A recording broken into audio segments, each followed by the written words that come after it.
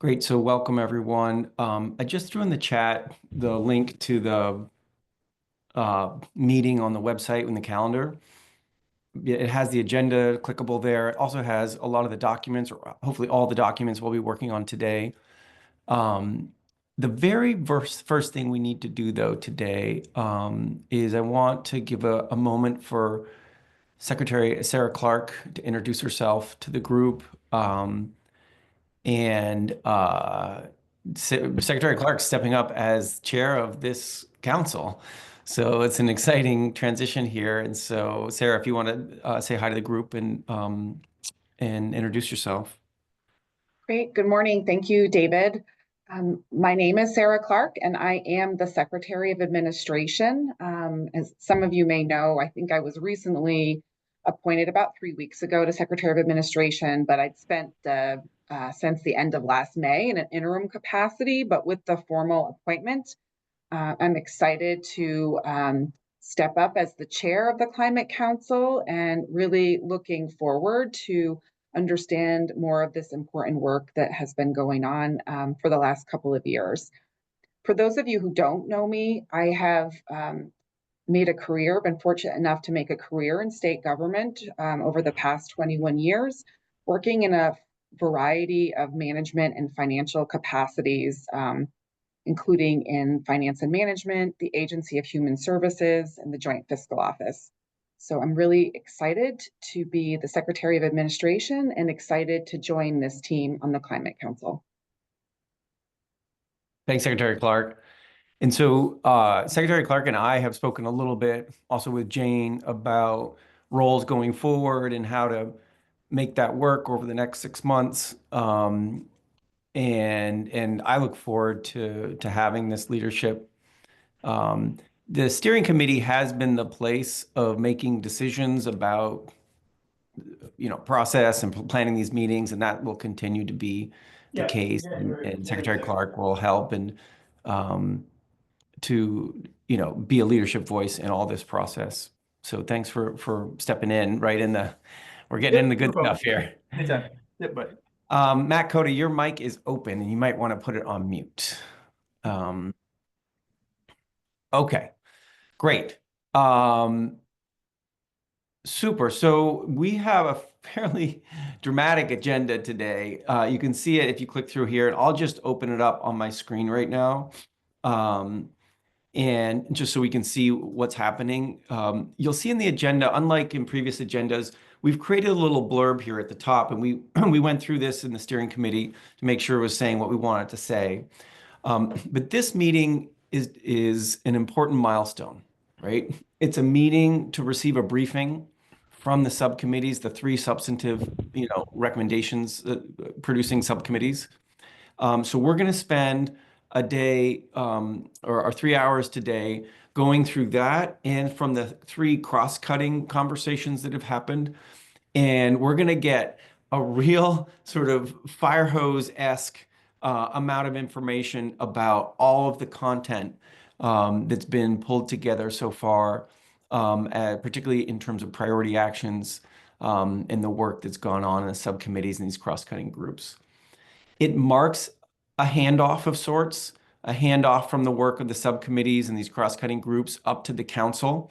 This isn't the end of the story in terms of the subcommittees, and you all as a council may ask one or more of the subcommittees to continue to provide input and advice to you. Cross-sector mitigation in particular is waiting on some results of important technical work that's not going to be ready till February.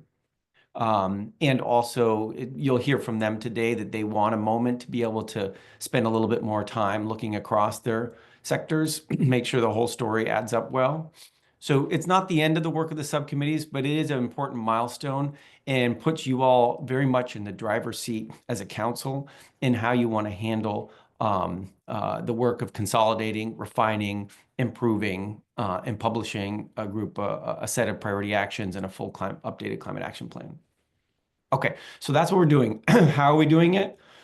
We're going to start with the cross-cutting issues, and Liz Emler from the Climate Action Office is going to consolidate those three topics into a single set of conversations: education, workforce, and land use related to land use. That gets put in, or compact settlement, excuse me. That gets put into a single presentation. Then we're going to work our way through the three substantive subcommittees. Ag and ecosystem goes first, then rural resilience, and then finally cross-sector.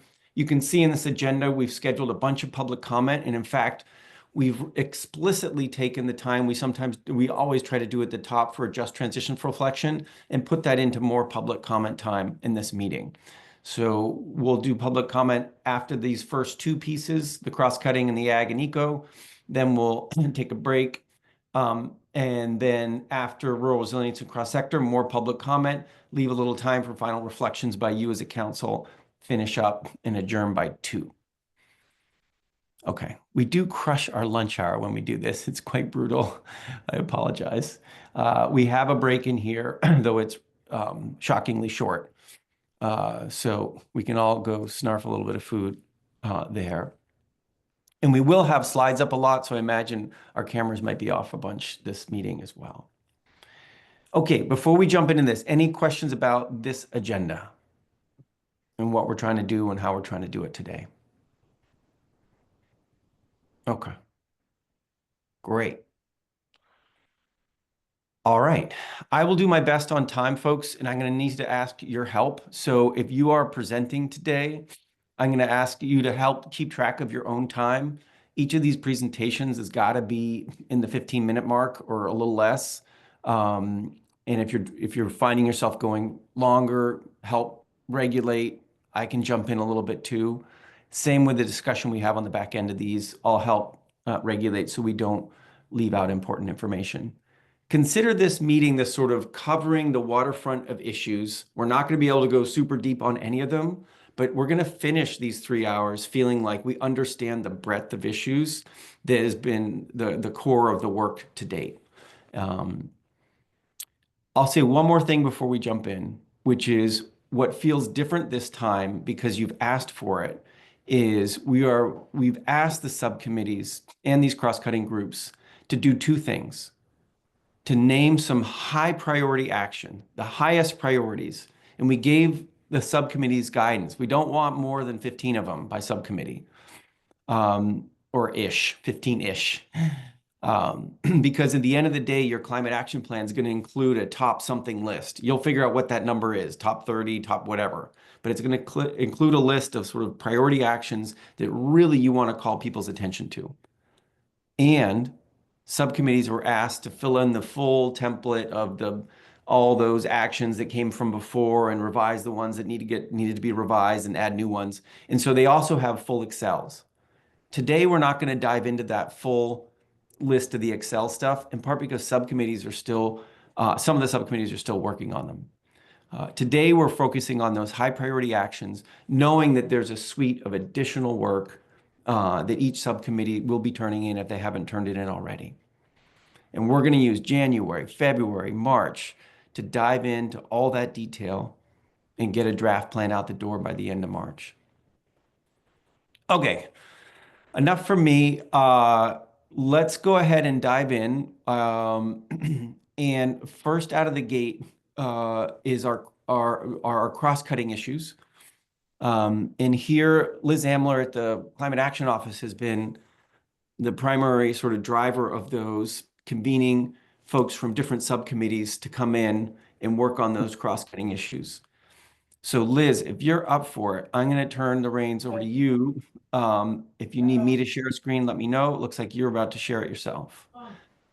We did not approve minutes. Yes. And remind me at the end of the meeting, we need to approve our minutes from last meeting. Thanks. I just got a reminder on that.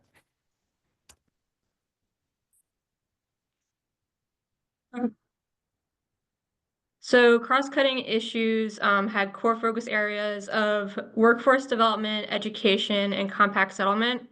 And these groups comprised of representatives of subcommittee members from the 3 drafting committees were a part of these conversations, as well as implementers who are working on these actions, as well as some volunteers that were identified by members of the cross-cutting groups. So the first one that we'll look at is workforce development. And so They revised the pathway, and there's only one pathway that everything falls under with this one. And it was important to note that with the priority actions that were lifted up from this, that it was kind of coming from the perspective that the work of workforce development can't be siloed, and the different components of supporting the current workforce in Vermont, supporting employers, supporting long-term workforce development planning, all needs to happen together. So the first one we'll look at here is centered around supporting the current workforce. So that's like recruitment efforts, resources readiness, and retention. The 2 and 3 around here is centered around supporting employers. So supporting businesses and business owners in this effort. The third is centered around long-term workforce development planning. So that comes into play with career and technical education centers and apprenticeship programs and those kinds of recommendations. And Liz, while Yeah. I did emphasize the importance of efficient presentations, feel free to go through each of these if you want to read them and let folks sit with them for a second. Great. Okay. Yeah. I don't want to push folks along too fast. They don't capture what's here on the. Yeah, sure. So I'll talk on this slide. We're increasing the number of students who can be supported in the career and technical education system in states such as electricians, plumbing, building trades and programs, agriculture and working land sectors. And then the second priority action here is increasing the number of registered apprenticeships that can be supported in the state by Vermont State University, Department of Labor, especially when it comes to plumbing, electrical, and weatherization. Dave, would it be helpful if I paused after each of these core areas for any questions? We're going to do that at the end. I feel like it's great if you want to keep rolling forward with the presentation. Okay. And folks, as you're seeing things, if you have questions, jot down notes for yourselves, or feel free to drop a note in the chat if you have some questions. And then when you're done, go on. let's have a conversation. And if someone could, yeah, thanks. We had a live mic there. Go ahead, Liz, sorry. So this is the education's pathways and strategies. The first pathway up here, the adaptation component of sustaining, restoring, enhancing the health and function of Vermont's land and water to help both natural and human communities adapt to climate change. That was really addressed in agricultural and ecosystem subcommittee because that's where the expertise resides. So when it comes to the priority actions that we're going to take a look at shortly, the education cross-cutting group did not look at those because that's was being covered in agricultural and ecosystems. That being said, the council could decide like that's where these will ultimately live, and there could be a reworking of that prioritization. The education cross-cutting group mainly spent their time in the second pathway here around creating accessible, equitable research, partnerships, and education. And any revisions, updates were really held in this pathway.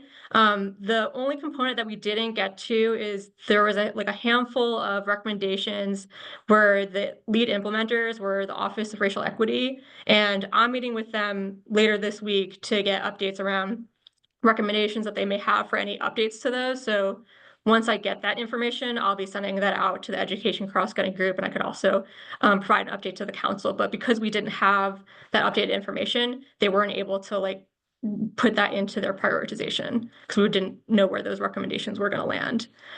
This third pathway here is around educating Vermonters about their energy choices and available funding options to increase energy efficiency in residential homes. There was a new pathway that was created with the recommendation from Cross-Sector Mitigation Subcommittee.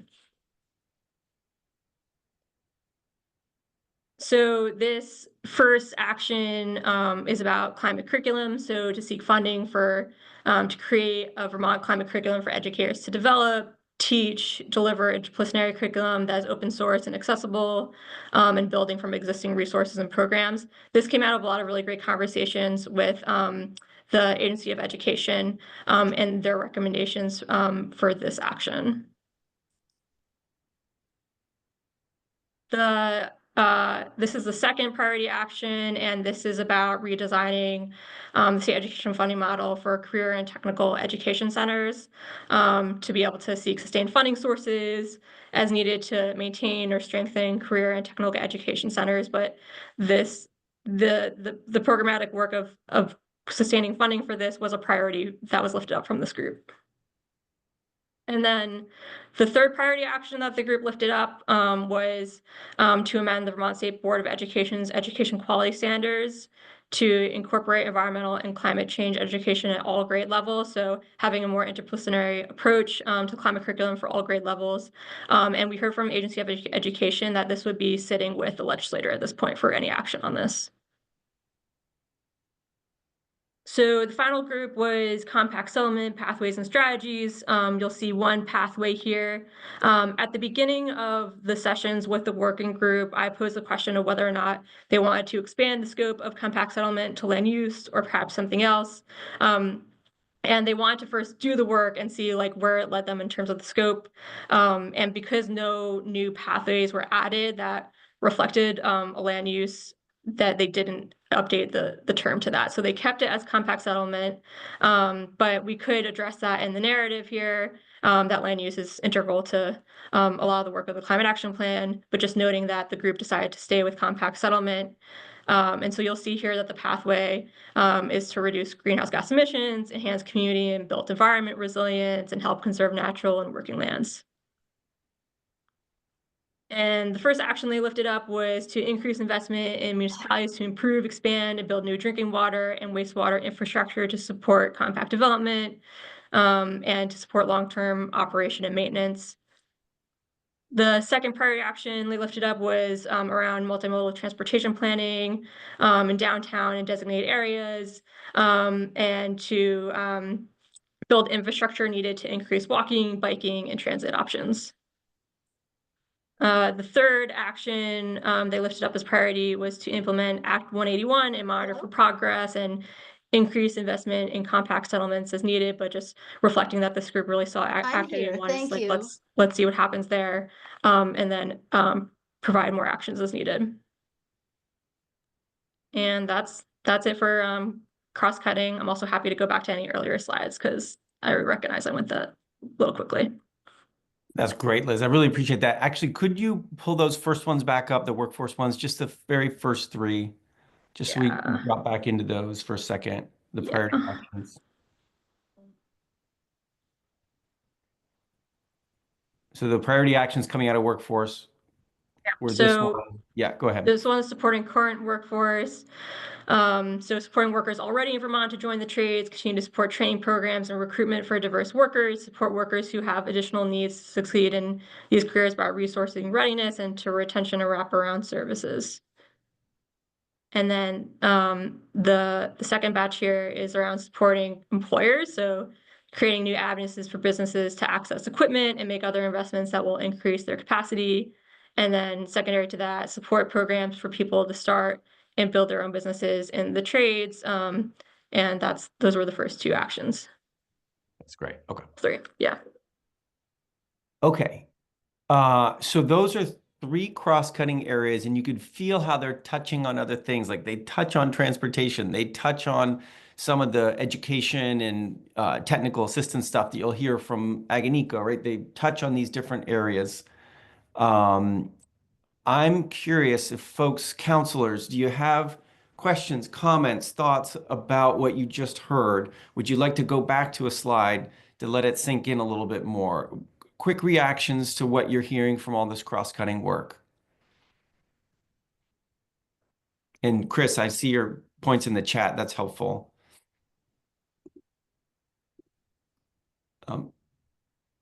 Anything else? Questions for Liz? Yeah. Secretary Clark? I think I would, to kind of ground myself in what we're walking through, is this presenting a reprioritization or a prioritization of the original report and presenting the focus areas for us to consider?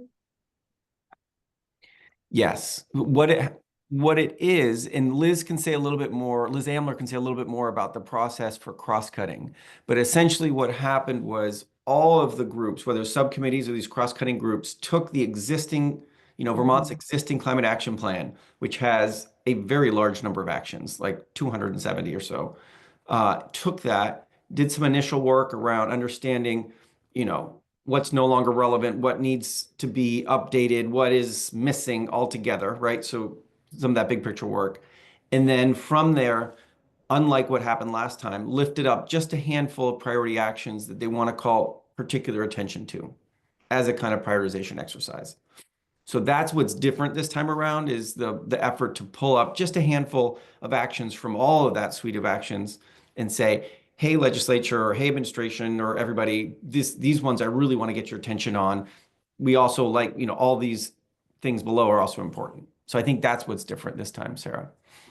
Thank you. Yeah. Liz Miller. Hi,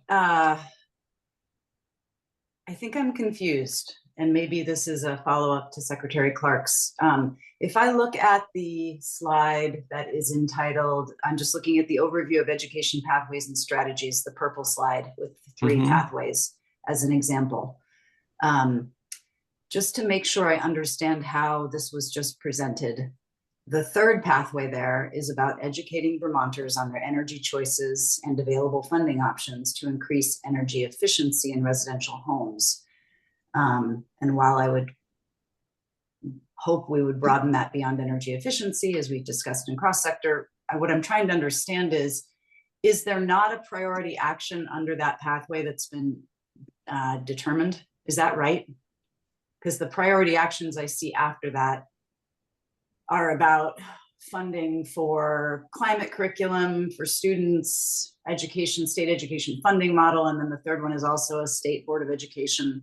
None of those appear to be targeted at Vermonters, in their homes and businesses being educated about energy choices and available funding options. Is that because I rightly am looking at it and seeing that you did not elevate a priority there? Or am I misreading how this is organized? That's for Liz Amler. Yeah. Liz? Technical difficulties. Yeah, so you're reading it correctly. There was a new addition, a new pathway, and the action is around, I believe it's the CAP agencies are currently implementing that, and it's listed as advancing, but the group did not lift it up as a priority action. So you read it correctly. Okay. And what feedback, I guess I'm looking at David in terms of what feedback then we're supposed to be giving, because bluntly, I'm not sure I agree with the priority actions that have been picked. I know that there was a group, so. I think that's exactly the right feedback, Liz Miller, which is, hey, this seems really important. My 2 cents right now is that it feels like we need to have some sort of priority action around that. I think that's great feedback, Liz. Then actually, I was just using that as an example, just to be clear. Some of the question I would have would be on that topic, but also I heard Liz Amler's summary of compact settlement and the discussion that happened there. And I'll just put it out there that a concern of mine on that one has just been whether in talking about it this time around, we are doing enough to highlight the discussion and how it's changed in light of all of the flooding events that we've had since the last plan was put in place. So at any rate, there's a lot to talk about. So I guess mostly I was making sure I was reading it correctly and then putting a pin in. I'm not sure when we're going to get into the details of what we might want to see instead, but there are probably some things I would have some questions about. Yeah, Liz, thanks. I think that's perfect level of feedback. And I feel like we can't go deep on anything, but we can absolutely say our initial reaction of, this feels like it's missing, or do we actually go deep and do we look enough at this new reality given all the flooding we've had since our last plan? That's great feedback. Jared? Thanks, David. First, I just want to thank Liz and everybody else who is involved in the cross-cutting is such a big task, right? Because there's so much material to review and so many folks to get feedback from and coordinate with. So first, just thanks for all the work that went into this, Liz and others.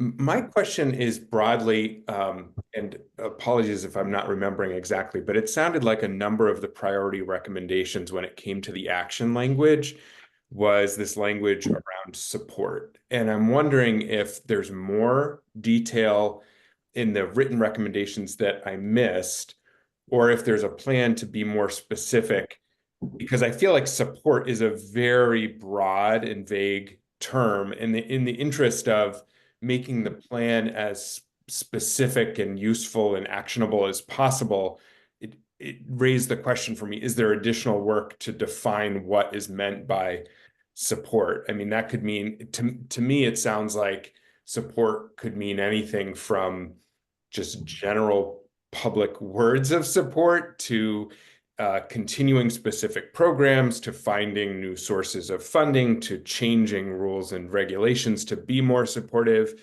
So that was the main question I was left with. Thanks, Jared. That's helpful feedback. And I'll just do a quick pause before jumping over to Chris. Folks who have been involved in these conversations, the cross-cutting conversations, is there any quick detail you want to share around what Jared says and the use of that word support? I understand it's hard to do this stuff on the fly, but if there's anything folks want to say about some of those actions that use that word.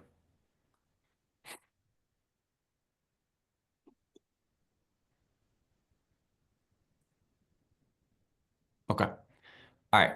We'll note it as something we need to work on. Chris Campany. Yeah, just a couple of things. This is going to apply to others as well, but cross-cutting. I'll say it now. So one of the things that's really struck me, I know we're not rural resilience and adaptation, but each of these items relates to what I'm about to say. It almost feels like we're having conversations within the subcommittees, and I've only been to one council meeting, I think, since I was reappointed recently. Almost like the events of the catastrophic events of 23 and 24 didn't happen. And like direct engagement with those communities, the long-term recovery groups, to see what we need to learn from them, what have been the impacts, especially on the unhoused, the loss of housing, what it means for compact settlement and the new climate realities. So I hope we can elevate some kind of action item, including through the equity and justice lens and the frontline communities, to really fully deeply engage with what we've learned from these events and what it implies for a number of issues, including our development patterns going forward, and how we start thinking about growing our historic compact settlements that are in alluvial fans and elsewhere at risk, up and out of these places. There's going to be some synergies to be had with the Act 181 changes to the land use planning rubric in the state. So just wanted to just mention that overall. The other thing, and I know this may feel like I'm throwing a bomb, but I'm not, is, based on those events too, Vermont in some respects looks kind of like an island nation state, right? In that we have limited resources. Yes, we create greenhouse gases and we need to reduce those. But if you have, let's say, a hypothetical $1 billion available to spend, what do you spend it on? Do you try to do you prioritize your greenhouse gas reduction because you know that that's a contributing factor to the more frequent and severe climate-related events? Or do you focus on your adaptation resilience strategy so you can continue to exist? It's really not an either-or situation. I know what the statute says about prioritizing greenhouse gas reduction, but I do think also we have a very practical discussion we need to have about where do we allocate our limited resources given what we know now has already happened and what will continue to happen. I have worked on greenhouse gas issues since 1991. I remember prior to that when John Sununu single-handedly spiked the U.S. participation in greenhouse gas reductions in the late 1980s. So I'm not unaware of the situation, but also just want to recognize that investing in climate adaptation resilient strategies that result in safer compact settlement evolution that will get us to move us more towards a greenhouse gas reducing future with more compact settlement, ability to walk, bike, and take other means of transportation, achieve other efficiencies is going to be really important for us to be thinking about, so just a couple of overarching comments in case I get hit by a bus. I hope I don't get hit by a bus here in the office, but in case I disappear for some reason. Thanks to Thanks, everybody Chris. for their good work. It's been quite a slog, I know, in the rural resilience and adaptation. I know all the subcommittees have been working really hard and appreciate that. Thanks, Chris. And I do think, Chris, one of the things on your first point about sort of what folks have learned from the catastrophic events of the last couple of years, I think tapping your own expertise in this is going to be part of the story, right? In the work that the council does in the next couple months. Secretary Moore? I want to pick up on the question you asked, David. And I do think to the extent folks are able to start to identify specifics as opposed to the broad support. For example, there's a couple of things about workforce development, and I know just because it sits in A&R's budget, there's this Serve, Learn, Earn initiative that's a joint effort of Vermont Youth Conservation Corps, the Restore, and Audubon and Vermont Works for Women, but to start to like pull in more specifics where possible about the programs that would be helpful to build out funding for or just continue support for, I think is really important.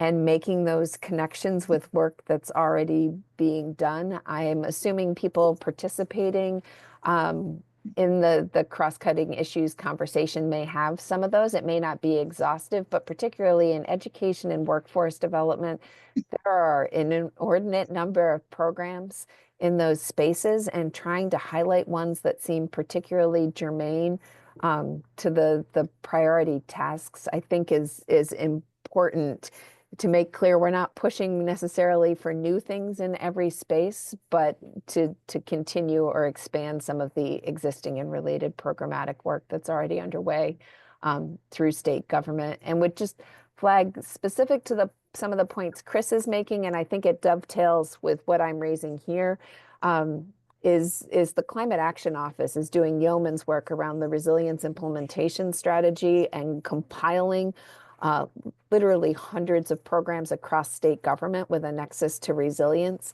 And I think at some point it will be really important to start to crosswalk those existing programs with some of these core focus areas to highlight the things that are already taking place and the opportunities that likely exist to modify, tweak, adjust, or expand them to get at some of the high priority climate actions coming forward as part of the CAP. Nice. Thanks for that. Okay, great. Liz Amla, can you do me a favor and make me a co-host on Zoom just when you get a sec? Thanks. Okay, so helpful feedback here on the cross-cutting pieces, and I bet it'll spark some thinking as we go through subcommittees as well. For instance, like Liz Miller's comment about, I don't see a priority action around education and households and around heating efficiency and et cetera. Well, let's pick that up and see what cross-sector has. And if neither of them really are nailing it in the way you all as a council would like, that's a good observation, right? Okay. Anything else for the cross-cutting conversations?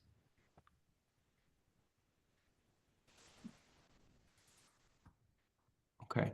As usual, I'm taking notes here, and we'll make a summary of this. But I'm putting in these things that you're saying and trying to synthesize in real time these key points of feedback, because that's going to be helpful for you as a council as you gather back in January and try to make sense of all this. Okay, great. If that's all, and Liz Amler, anything else from you to finish up on this?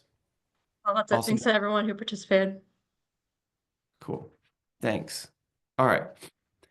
So that brings us to Jael and Billy with Ag and Ecosystems.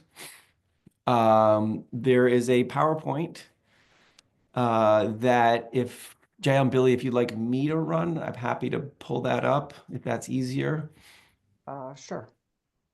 Okay, just give me 1 second to get that going.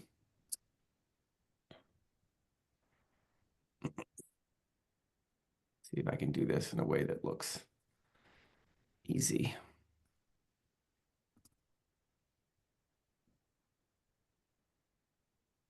All right. I think this is you. Great. So good morning, everyone. I'm Billy Coster. I'm co-chair of Ag and Ecosystems with Jael. I'm with the Agency of Natural Resources. I drew the short straw here, so I'm going to run through the recommendations, but would invite and encourage Jael to kind of share her perspective as we're going through it. So Ag and Ecosystems, we'll see on the next slide. We had, I think, the most actions in the initial climate action plan out of this subcommittee, over 140 actions. So it was a big challenge to wrap our arms around those and identify a short list of priorities for the council's consideration.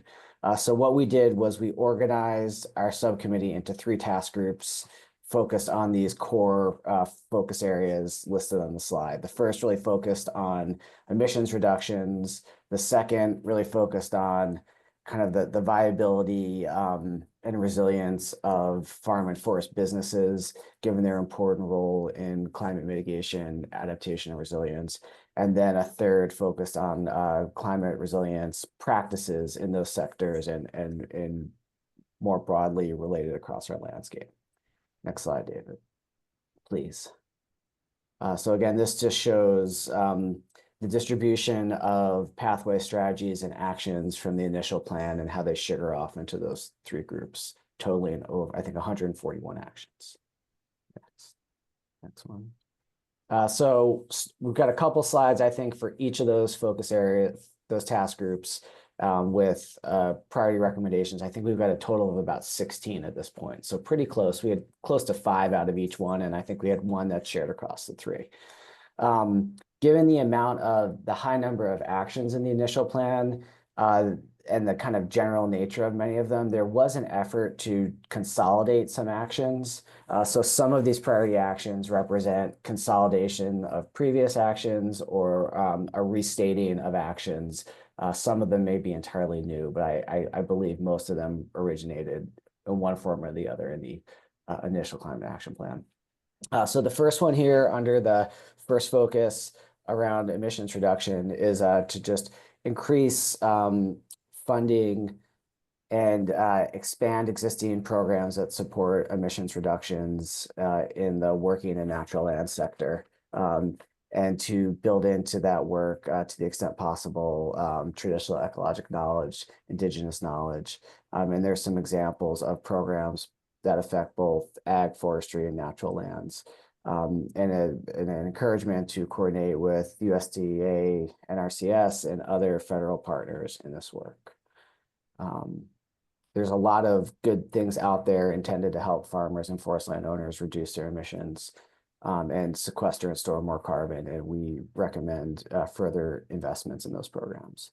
And Billy, if you don't mind me just jumping in for 1 second. Please. Ryan Patch has presented to the subcommittee many times about the cost effectiveness of these programs and why the subcommittee is enthusiastic about them in terms of pathways for sequestering carbon. So there's a lot of data baked into this that's not being showed today. I just want to note that.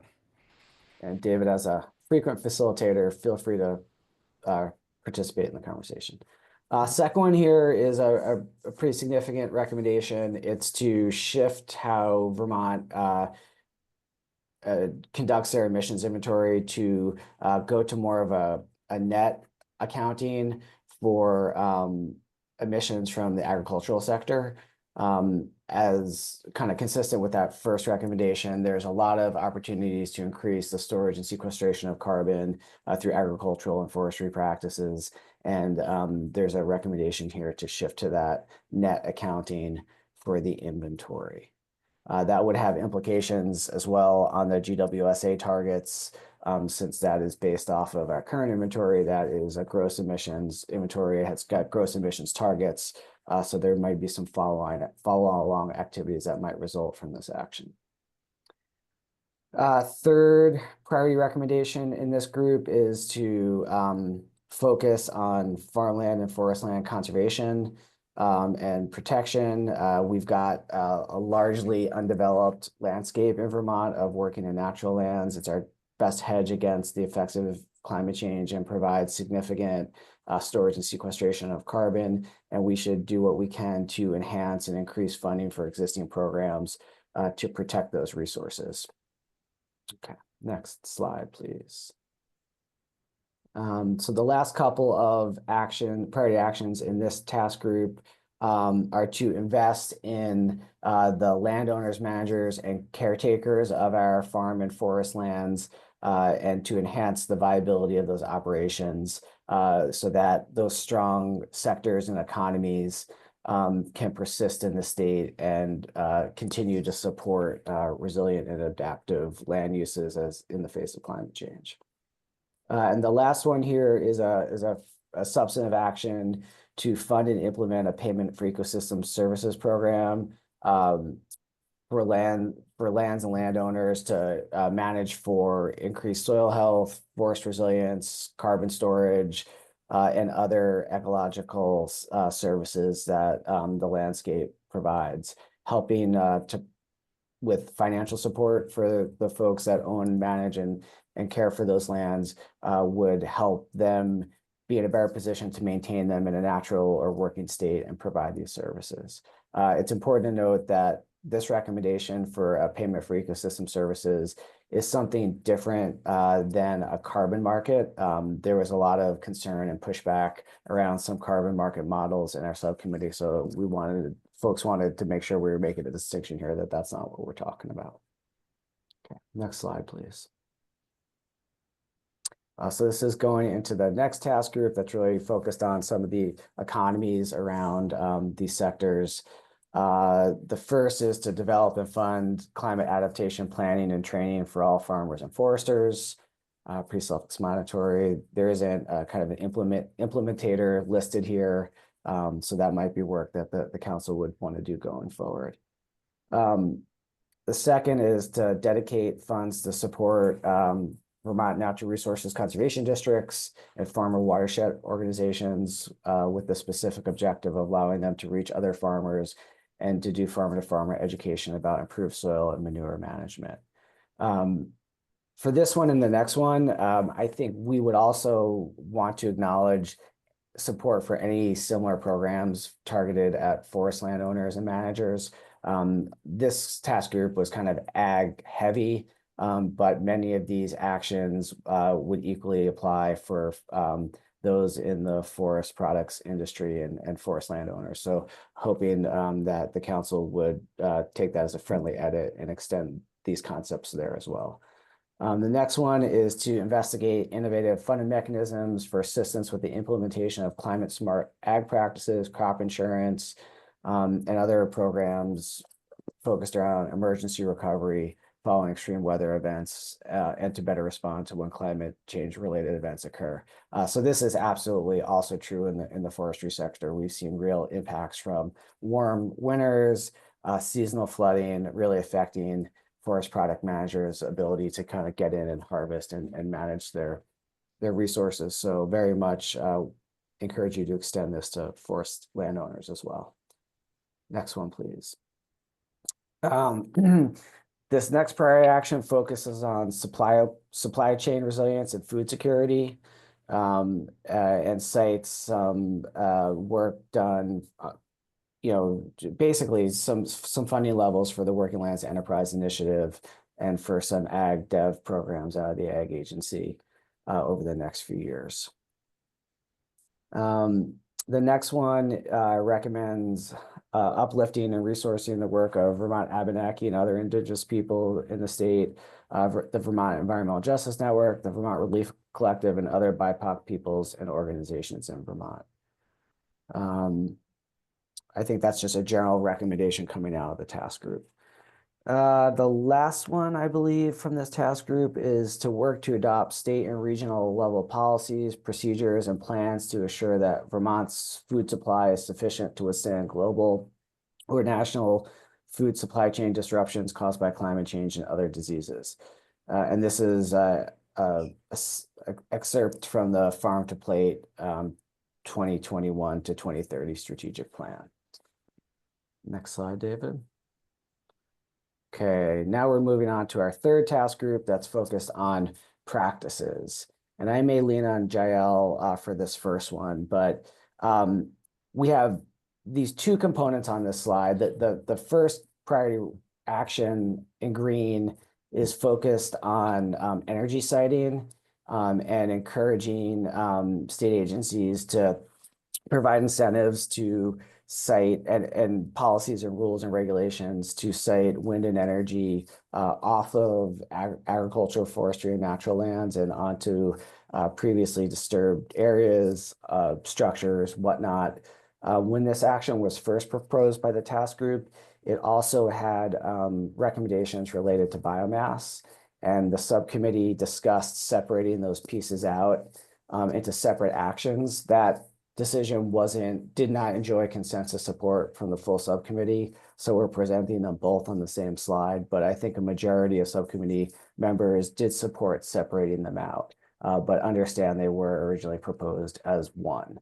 The second piece of this action focuses on biomass energy, primarily electric generation, but there was some interest from some in the whole range of energy generated by primarily wood fuel. So when we discussed this most recently as a subcommittee, there was 3 different actions that were considered and that we took a straw vote on. Most of the members of the subcommittee supported this first bullet, which is to fund and undertake as soon as possible the study requested by the Climate Council and its biomass addendum, and in the meantime, enact a moratorium on approvals of new biomass utility scale electric generation facilities. As the council may know, the existing climate action plan has a biomass addendum that was adopted by the council about a year ago that has a couple of recommendations in it, but the primary one is to undertake a fairly significant study that looks at the costs and benefits of biomass generation in Vermont from a just transitions perspective regarding the impact on kind of workers in that industry, from a health and emissions perspective, looking at the climate and air quality impacts of these facilities, and on a kind of markets and benefit perspective on what these biomass facilities, what sorts of markets and opportunities they provide for forest landowners and managers and the broader wood products market in Vermont, which is a key strategy to address the impacts of climate change. And that study should be undertaken and inform future policy decisions. And that while that study is being considered, the Public Utility Commission that regulates these facilities should be asking similar questions of applicants to basically do their own due diligence until the outcome of this study is complete. I do not believe the council recommended funding for that study last year. I could not tell you, but funding was not made available, so it did not go forward. And as you'll see, most of these recommended options include a strong recommendation to fund that study. So the one that most members agreed with was to fund and undertake that study, and in the meantime, enact a moratorium on biomass for utility scale electric generation. During that conversation, other members of the subcommittee supported the other options. This reflected an overall diversity of views across the subcommittee. Some members supported a recommendation that state agencies shall eliminate biomass as a utility scale energy source and stop referring it to as renewable energy. So this recommendation was basically to stop using biomass as an energy source in Vermont and to not consider it a renewable energy resource. Others in the same conversation supported an action to fund and undertake the aforementioned study as soon as possible, and then to focus on the guidance that I alluded to earlier in the biomass addendum that directs the PUC to kind of consider the similar criteria when they're permitting new facilities. So not a moratorium during the pendency of the study, but that the PUC should just consider those criteria as they're contemplating permitting new facilities. So a lot of words there, but long and short of it is that the majority of subcommittee members felt that the study should be undertaken as quickly as possible and that they favored no new projects moving forward until that was done. But there was a range of views on either side of that. Okay, next slide, please. And then the last, okay, so a few more out of this resilience land task group. This first one is prioritizing the work of state agencies and partners to pursue the state's 30 by 30 goals in a strategic and equitable way, in a way that braids in traditional economic knowledge and indigenous knowledge, and that this work will allow for at least 9% of Vermont's forests to become or be maintained as old forest, including lands in the national forest. And currently, Vermont conservation design suggests that that sets a 9% target for old forest in Vermont. What this recommendation is saying is that 9% should be a floor, not a ceiling, and that should be the minimum amount of old forest that is pursued by 30 by 30 efforts. This next one suggests that state agencies shall prioritize and incentivize nature-based solutions and traditional ecological knowledge, indigenous knowledge for addressing climate change impacts through state regulatory processes, assessments, planning, prioritization frameworks, and programs. And then the last one on this slide recommends that state land management agencies adapt their management of land using nature-based solutions to address climate impacts, increase ecosystem resilience, enhance biodiversity, and improve water quality. State land agencies should enhance resilience funds to support the financial capacity of other land and water caretakers to achieve these goals. So really trying to prioritize the focus of public and private land management around nature-based solutions. Next slide, please. Okay, so the last one out of this third task group is that state agencies and the legislature should promote healthy connected river corridors, floodplains, wetlands, prioritize restoration and conservation, and incentivize water storage in headwaters, natural areas to promote flood resilience and biodiversity through the expansion of wetlands, floodplains, riparian forests, and river corridor easements that better compensate land and water caretakers for restoring, managing, conserving these water storage areas. So this ties back to the Flood Safety Act and some opportunities there. So really focused on promoting and funding conservation strategies related to surface water protection. And then the last one here is a priority action that all three of our task groups had some version of that really focused on technical assistance, outreach, and education. So we, Jael and I, took the three versions and compiled it into this one priority action, which is to enhance education, outreach, research, technical assistance programming to encourage the adoption of strategies that increase climate mitigation, adaptation, and resilience by farmers, foresters, and other land and water caretakers. State agencies shall work with and fund partners at higher education, such as UVM Extension. These efforts should be incorporated into current programs developed using braided Western science and traditional ecological knowledge / indigenous knowledge, and be designed to represent diverse perspectives while addressing a diversity of audiences and age groups. So I think that's our last slide. Would certainly welcome any perspective from Jael, who's our council member on the subcommittee.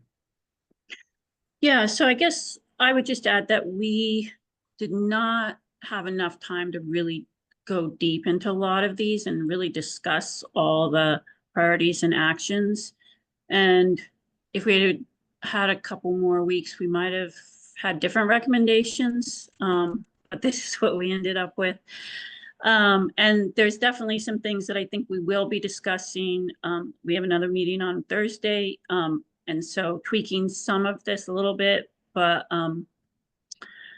in terms of like solar siding, we didn't really have a deep discussion about that. And I know, there has been some studies that show we need so many acres to meet our green energy demands. So, how are we gonna protect our working and forest lands and also get enough renewable energy? So that discussion didn't really happen. And in terms of biomass, we also, a lot of us weren't clear. We didn't even, we had to do some research and figure out what the recommendation was from the Climate Council, but we aren't sure about the study and how much it's going to cost. And, like, could those funds possibly be used in a better way? But that's information that we lacked. So there's still a little bit of work to be done, but I think overall, this is what we agreed was the priorities. Thanks, JL and Billy. Really impressive. This group, as you saw, had just a phenomenal number of actions to work through, and to lift up something clear like this was a big lift in a short amount of time. I'm going to drop the slides for now and happy to bring them back up at any moment. I'd be interested for folks to provide, just like we did when the cross-cutting, any quick reflections, initial reactions, maybe some questions that popped up. There was a lot of words on those slides as well. So counselors, reactions, questions.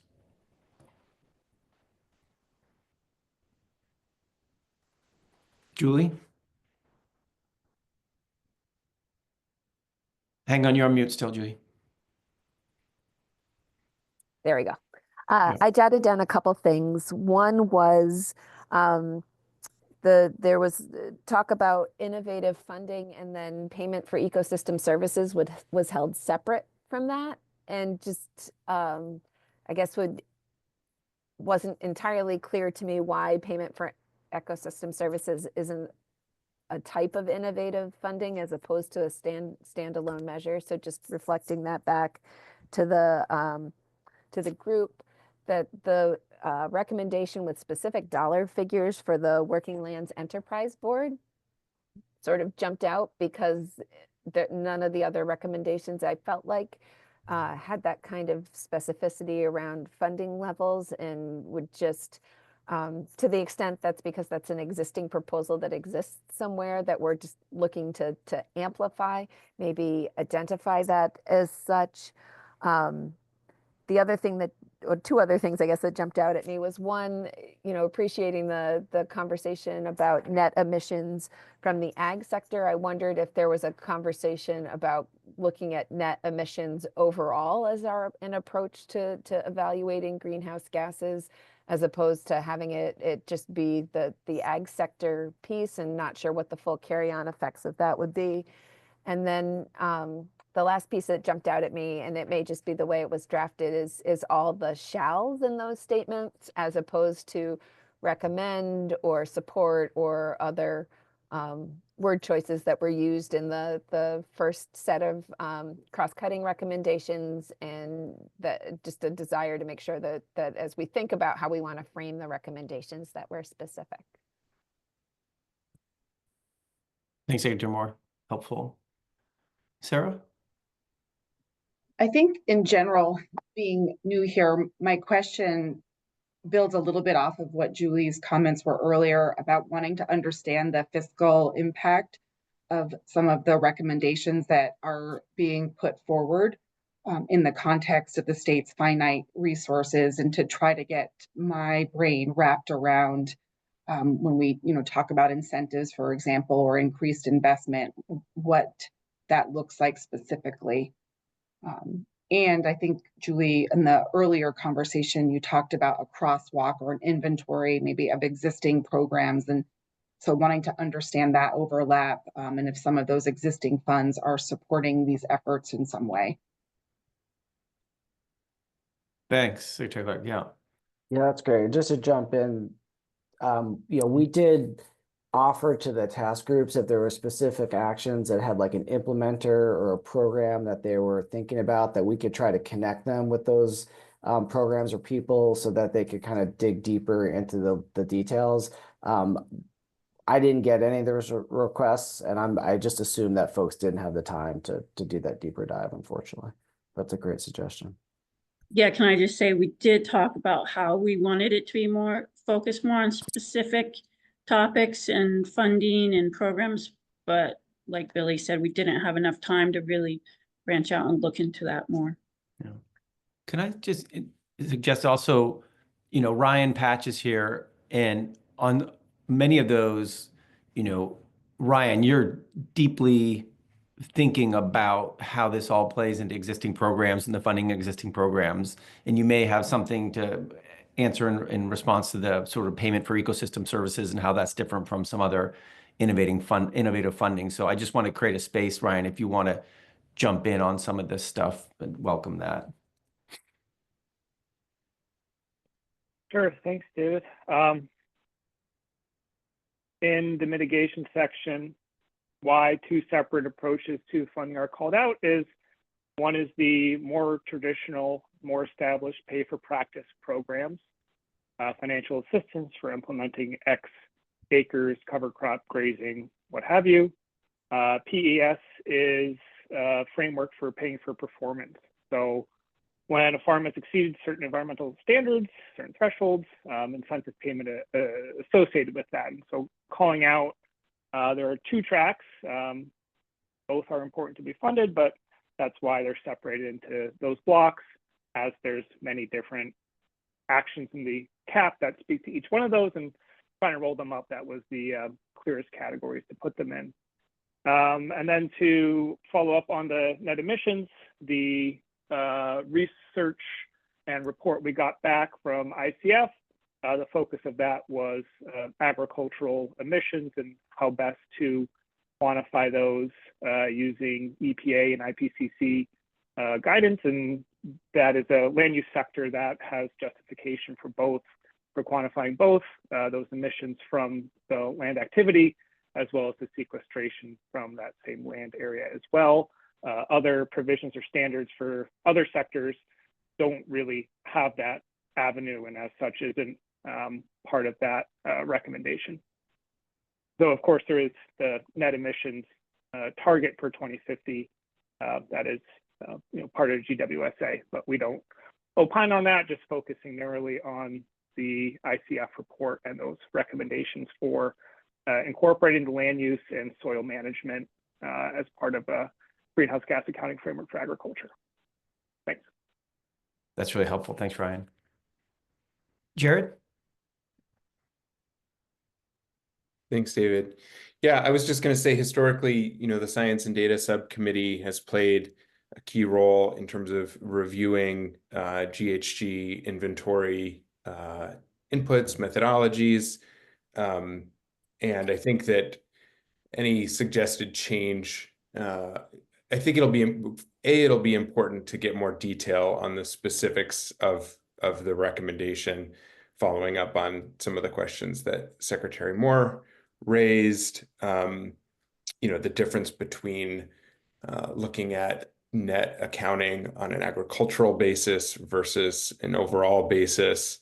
I do think it's important for us to remember that the Global Warming Solutions Act is a gross emissions framework, and as far as I'm aware, every state that has Global Warming Solutions Act laws or their equivalent is assessing and measuring that progress on a gross emissions basis. So open to the conversation, wanting to learn more, but I just think that if there are going to be recommendations that would be relevant to the inventory, given the historic review, role that the Science and Data Subcommittee has, and just thinking through what it means and how to do it. I think that'll be an important conversation to pick up. Yep. Yeah, for sure. And I think there's a handoff here, right, that this subcommittee can do in all the background report, for instance, that Ryan referenced. All that could get picked up in science data. Yeah, I wouldn't say it's a handoff. I think those that have been very involved in the research and to the framework around agricultural emissions has a very vested interest in making sure that the same perspective that ICF validates, and you know, Jared, it might be good to know that maybe many other states should be taking a look at this agricultural framework the way that Vermont has, because there is good scientific justification for these recommendations, and would be happy to come and share that with science and data, but this doesn't represent a handoff specifically with this issue. So thanks. Thanks, Ryan. Joey? Thanks. And yeah, big thanks to the subcommittee and the task groups, whoever everyone is and was that did this work. It's a huge amount, ton to sift through, lots more to understand. And then as Jael and Billy noted, you know, there's clearly some things that need more work and answers. You noted the citing stuff, and then the questions are related to how to fund, resource, support, capacitize. Clearly got to grapple with that. One particular question I had relates to, in terms of fostering, you know, compact settlement and protecting working and natural lands and resources for a variety of values and benefits, why you did not call out Act 181, which says the community resilience and biodiversity through land use law. And if we should, as Liz walked through the compact settlement cross-cutting work group, they lifted successful implementation of Act 181 up. So I'm just curious if that was discussed, or and if it's something just maybe overlooked, or it could be on the table in terms of that's a tool and a mechanism intended to, you know, drive compact settlement and protect working and natural lands. So that was my question. I think the sense is that that action has been completed, as in, you know, the law is passed, it's being implemented, and that I think, you know, you claim victory and move on. There was other priorities that did not get that much progress that I think the group wanted us to focus on. Okay. I mean, yes, that the law has been enacted, but the work needs to be done. So I get that we need to prioritize. It just seems like a big, important framework to drive at exactly what we're trying to do. So anyway, I just would encourage us to potentially, you know, sort of note that successful implementation of that will actually work to achieve what you've so clearly articulated here in terms of the values and needs of protecting natural and working lands. Thanks, Joey. Yeah. Ryan? Thanks. Yeah, I'd like to respond to that from you know, some stakeholders. When reading the law you just referenced, don't really see, other than the establishment of a new criterion for forest fragmentation, don't see any additional protections for working lands in Tier 2 areas, right? There are, if you want to talk specifically about the law, there's certainly a lot of allowances for new types of development in state designated areas and other ongoing exemptions until such a time as those specific tiers are stood up. But that law didn't really address the threat and loss of agricultural cropland that has been occurring at a very significant rate. And it didn't stand up new or innovative or expanded methods for how to value, account, and protect that land resource. So new discussion and new analysis of that would be welcome. Thanks. Great. We're coming up against time to do a couple public comment and a break, but just before we do, any last thoughts? Thanks, Chris, for the note in the chat, as well as Leslie Ann. Thanks for the note in the chat. Anything else before we do some public comment here? Could I just ask David, because I know this was Yeah. a really important focus of our group, just for you and Jael and Ryan and any others who've been part of our meetings, just to kind of confirm that the representation of the biomass topic was consistent with, how the group had handled it. From the way I heard you say it, Billy, was completely consistent with what the group agreed Great. last Thank you. week.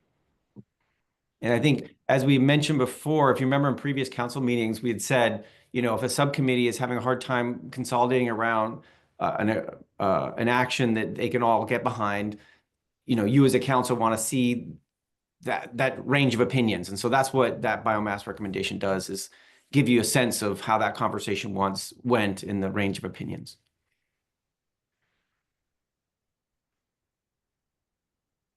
Okay. All right.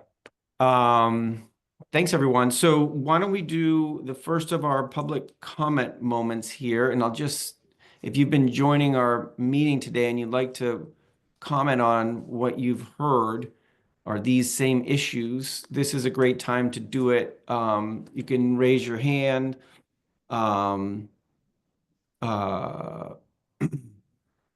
Just like Matt's done, or get my attention in the chat.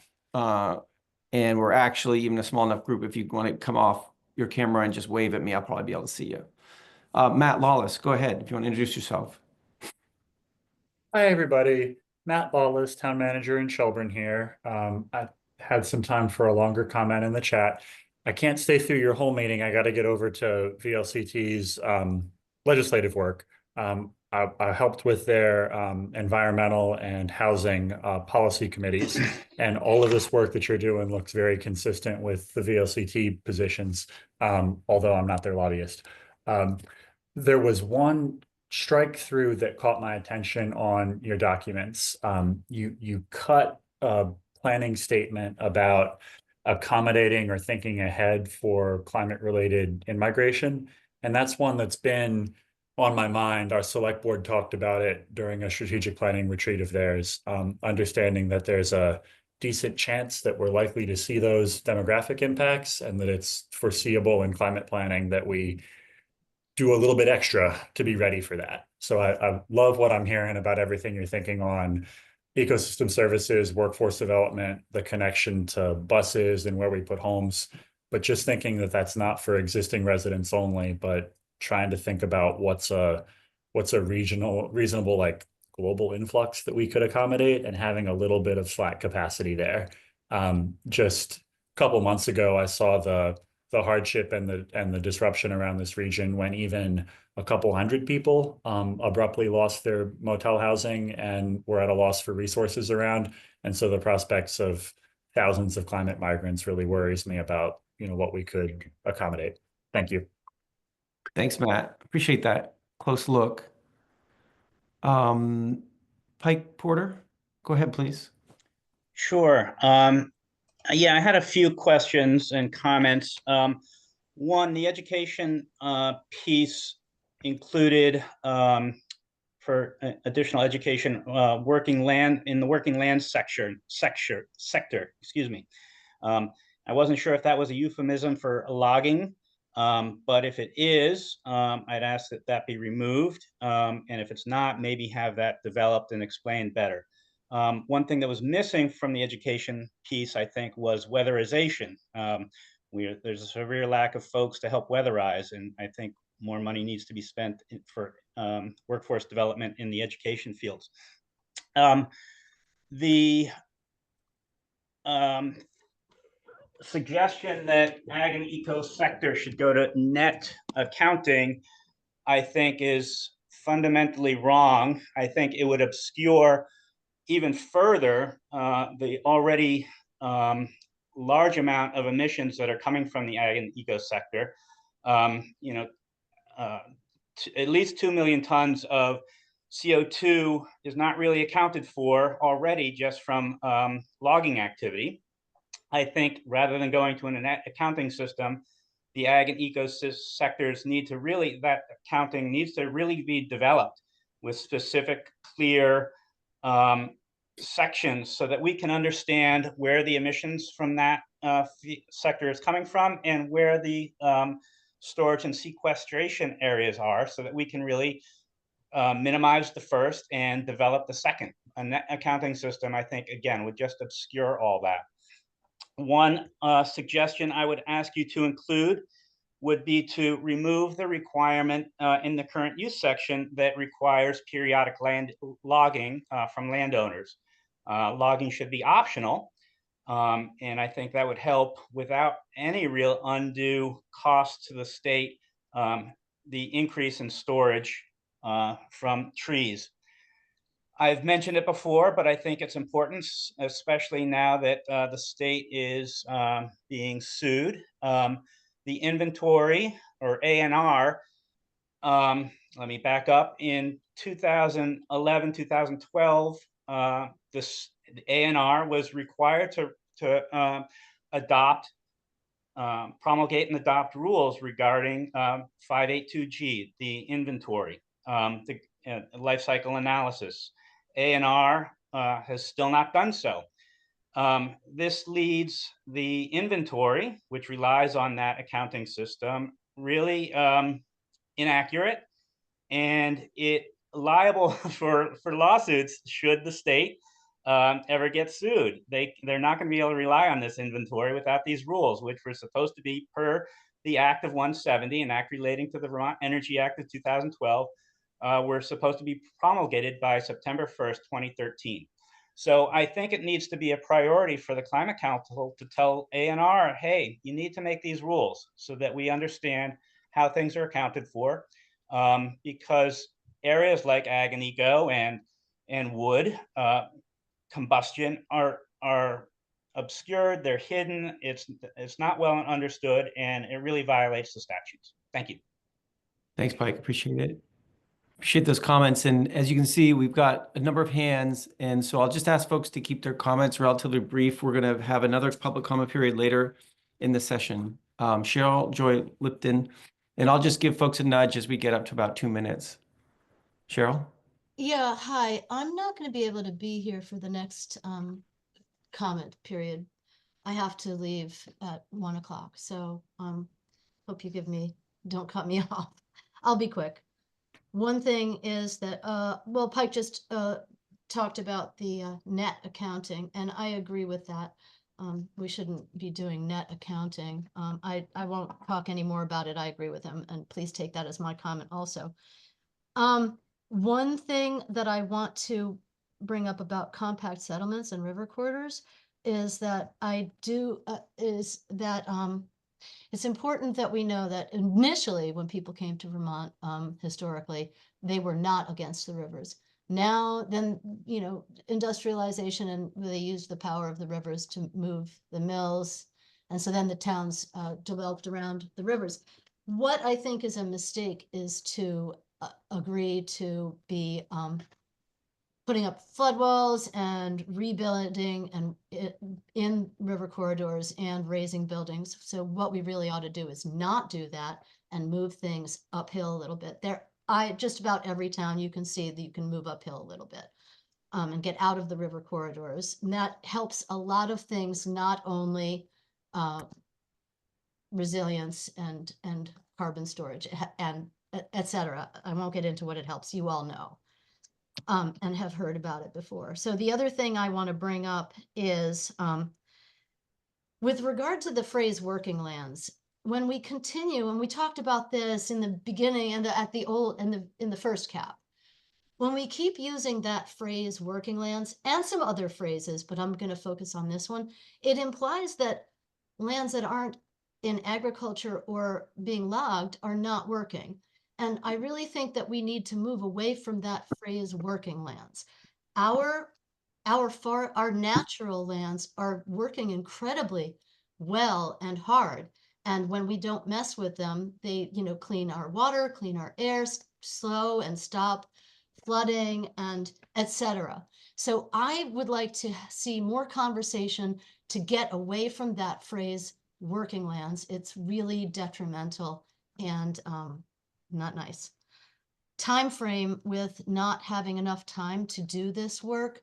I was curious in the very beginning of the year, and actually prior to the beginning of the year, why we didn't get started.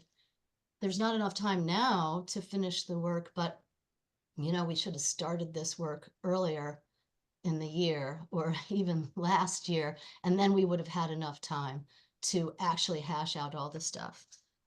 With regard to biomass, that's a huge thing. You guys, most of you have heard a lot of what I've said in the past, and I say it again. You can probably just, I don't know, think about what I said before. Thank you very much. And I wish I could stay till the end. Thanks, Cheryl. I really appreciate those comments. Earl, welcome. Kawhi, and thank you for allowing me to speak. This is a great meeting. I really appreciate everything that's being said. I want to raise up Pike Porter and Cheryl Joy for the comments that they just made. I agree with all of that. I'm on the Ag and Ecosystem Subcommittee and Working Group 3. We had 84 of these proposals to weed through, rewrite, and then prioritize. So we did that on our own for 3 weeks, meeting, quite often, and I got that done. But yes, there's a lot of detail that needs to be filled in. There just wasn't time and capacity for that.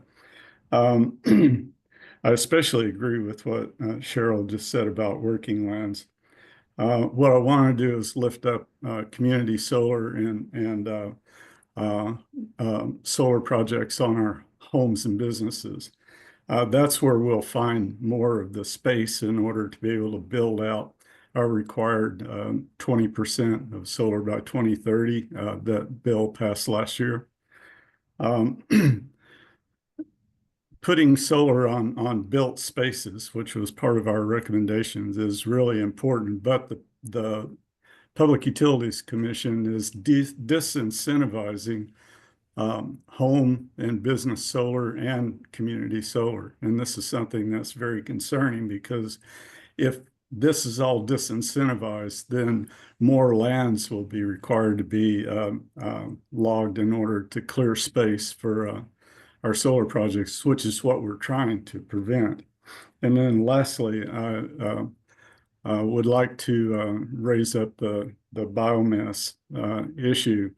This is important because there's a facility that is requesting a permit in Linden, Vermont, near St. Jonesbury. And if they get their permit, they've already said that they want to build 8 more in the state.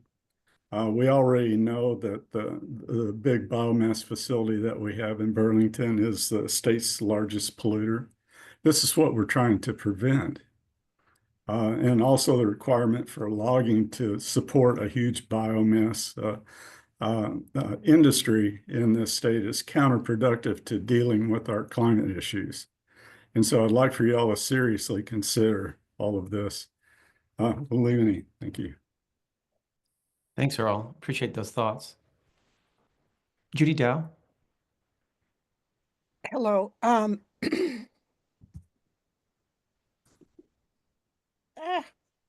I lost you. We got you. We can hear you. Okay. I have a question for the council. As I am also a member of the Ag and Eco Subcommittee and on Group 3 about the land use, and we made comments on many of the 84, 85 recommendations. I want to know if you're going to read those comments, or are you just going to take the ones we lifted up as recommended? That's my first question. My next concern is the use of land, working lands. I talked about that last year. It's very wrong to use that. It's taken from the eugenics period, and it's just got passed on and passed on in agencies. The other thing I want to mention was I have had concerns about this whole thing, the ag and ecosystem. TIDO is ag, not ag and forestry. It's ag and ecosystems. And there are many, many ecosystems that do not belong to agriculture and forestry. And I think if you read some of our recommendations, you will see that we've made comments in regards to looking at things like river corridors, connection with wetlands and other water areas. I think all of those have to be considered. We cannot just consider ag and forest because we have employees from the state on our committee. We have to look at other parts of the land. And again, I have a concern about biomass. This has been a long-term journey that people have presented lots and lots of information on, lots and lots of data. And we've been waiting for a study. I have proposed and am working on doing a capstone at one of the local colleges on this very thing. The health issue is very problematic in this area. And my second question is, do you have any questions you would like us to ask on this survey when we go door to door? Thank you. Or can I have answers now? Yeah, let's run through the other public comment, and then when we get back from a break, we'll do a quick pause and get some answers. Thank you. Thanks, Judy. John? Yeah, hi, John Brabant. It's a very good discussion, and I appreciate all the work that folks have put into this. And I just wanted to point out something. I'm sure most of you all know what I'm going to point out, but it bears repeating. Ryan Patch brought up the concern, raised a concern that we're losing agricultural lands at a rapid rate as we are losing forest lands in Vermont. We all expect it to accelerate. That being said, and by the way, the state has recognized this concern long before this current effort related to climate change, this loss of ag and forest land. We have the current use program as a result of that. Since I moved here in '87, it's been the discussion ongoing about the rapid development of Vermont. We've seen Chittenden County eaten alive. I recently was there and I was shocked at what I saw. Milton, oh my God, I don't know that town anymore. Williston, Charlotte, my God. So here we now are raising the issue of the loss of these resources, the prime ag lands, the forest lands, as being yet another concern, that it's a concern of loss of our ability to mitigate the impacts of our carbon production. And so my concern is that we're talking about implementing more incentives, more regulations, which would be great. But we've been doing this for 40 years now, in my experience. And the Agency of Natural Resources and the Agency of Agriculture, Ryan, have very good tools, like through Act 250 and the Act 250 criteria applied to the PUC process, to push against the development of prime ag land and work toward protection of those lands. There is a project in southern Vermont, upwards of 400 acres of prime ag land and forest land, that's going to be totally impacted by a massive solar development. That's not Vermont based. That's not about feeding Vermonters and keeping working Vermonters working. It's another BlackRock investment scheme. And the Agency of Agriculture waived all concerns. Their only input is, we have no problem with this project. It is going to eat the most beautiful prime ag soils you've ever seen alive. So to Julie Moore and to Sarah Clark, please, let's look at what we have on the books, folks, and let's do our jobs, all of us, and stand up using the tools we have and protect these resources that are rapidly dwindling. We're going to just put another bunch of patches on a system that's in place and hopes that that's going to be the new trick that's going to fix this. And lastly, this idea of industrial level solar, industrial level wind, industrial level utilization of biomass. This is where we keep going sideways on everything. We need to keep things small. As Earl said, we need to look at doing things locally. We need to have our communities involved in the decision-making, bottom up, not top down, as seems to be the policy working away at the State House. And we need to put solar on houses, put solar in impacted areas, as has been discussed already. So I just want to underscore, let's use the tools we have now.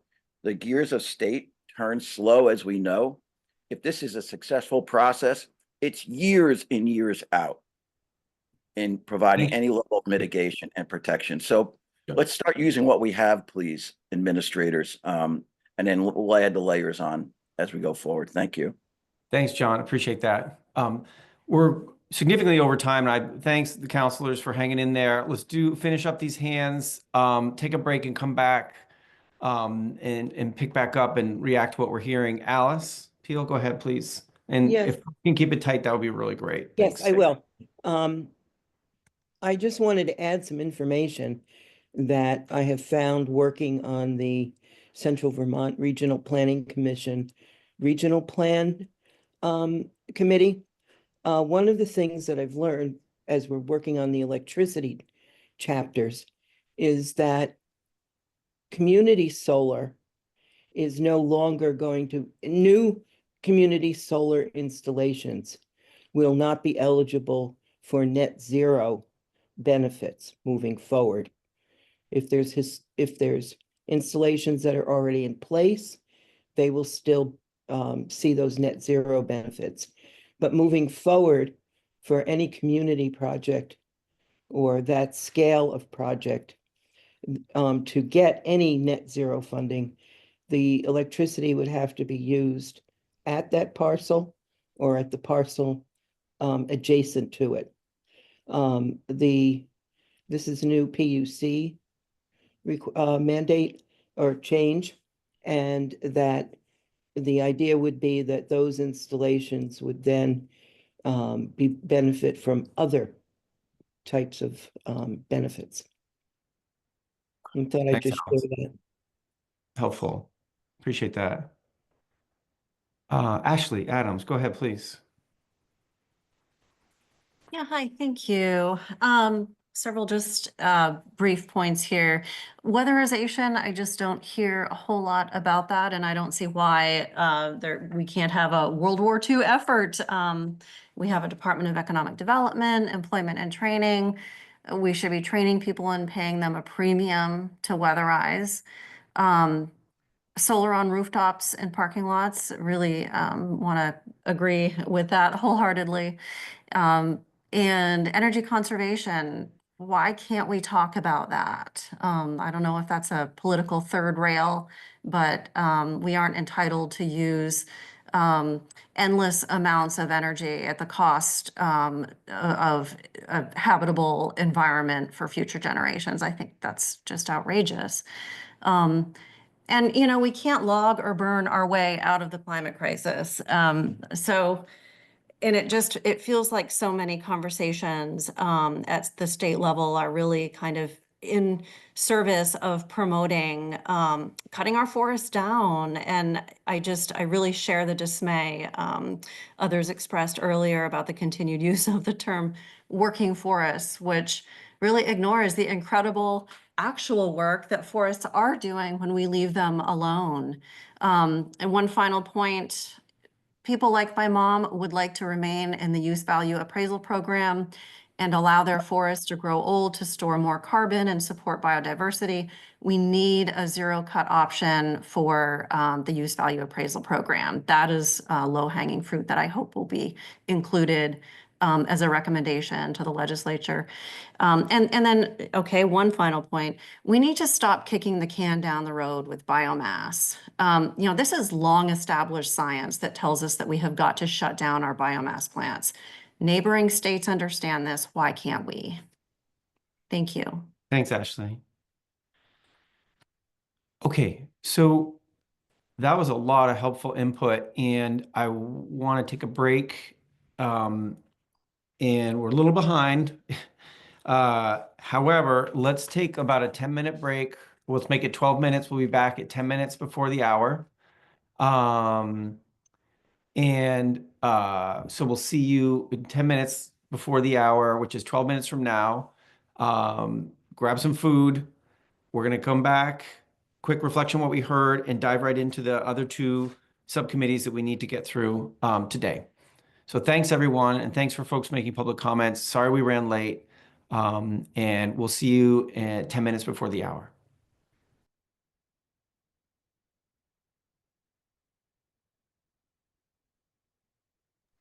Then we can pause the recording while we do this. Encourage folks, thanks. I'd encourage folks to get their cameras back on if they can, just to give a signal that you're here, or let me know in the chat. We know if we can get going again.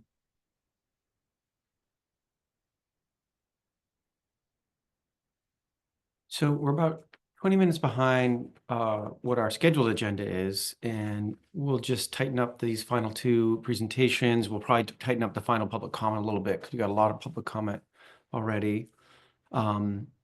We have baked into this agenda some final reflections at the end, and I want to keep that time as an opportunity for you all to respond to the public comment you heard already and additional comment you might hear in the second public commentary period. So let's keep that final reflections piece in the agenda where we can do that. One specific question that came in, which was, will the council be looking at all of the pathway strategies and actions and the subcommittee's input on those in addition to the high priority actions? And I can just answer that from a process standpoint of absolutely. So you all as a council will be looking at all of those pathway strategies and actions in addition to these high priority actions we're focusing on today. So that's a definitive yes from the council. All right. So think about how you might, counselors, how you might react to some of the public comment you're hearing. And let's do that in that final section of the agenda that's called Final Reflections. Next up is rural resilience and adaptation. I think Andrea is going to be up doing the presentation for that. So I can turn it over to you. Would you need me to share a screen? Are you happy doing your own? Just let me know, Andrea. Sorry, David, I just had to get up because, of course, my husband just came home. My dog freaked out just now. I know that feeling, yes. So I think if somebody can share it, Liz says she would be able to share the presentation. I would prefer that if somebody could do that. I don't know if Liz is back on yet. Yeah, I could share that now.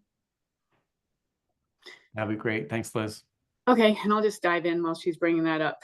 I'm Andrea Wright. I'm the Environmental Policy Manager at the Agency of Transportation and serve as the chair of the Rural Resilience and Adaptation Subcommittee. I want to acknowledge council members that served as members of the Rural Resilience and Adaptation Subcommittee. We've got Chris Campany, who I believe is on the call, representing municipalities, David Dean, representing rural communities, and Mark Levine, Dr. Mark Levine, Commissioner of the Department of Health. And I just want to invite them to join the conversation at any time as I'm going through the material, and certainly to help field any questions or address any comments that you all may have at the end. I guess we can go to the next slide, Liz. I do want to, before I get into the presentation, I really just want to preface it with a couple of things and set the stage for how the subcommittee came at this work and the challenges that we faced. Resilience work is really complicated and it's different from mitigation. There's a lack of a clear goal, no clear metrics to measure performance, where climate mitigation has had long established targets and there's requirements that need to be met. We have modeling that can tell us where we are and the gaps that need to be filled and how we can do that. For resilience and adaptation, there's definitely more of a lack of data and analyses that support recommendations.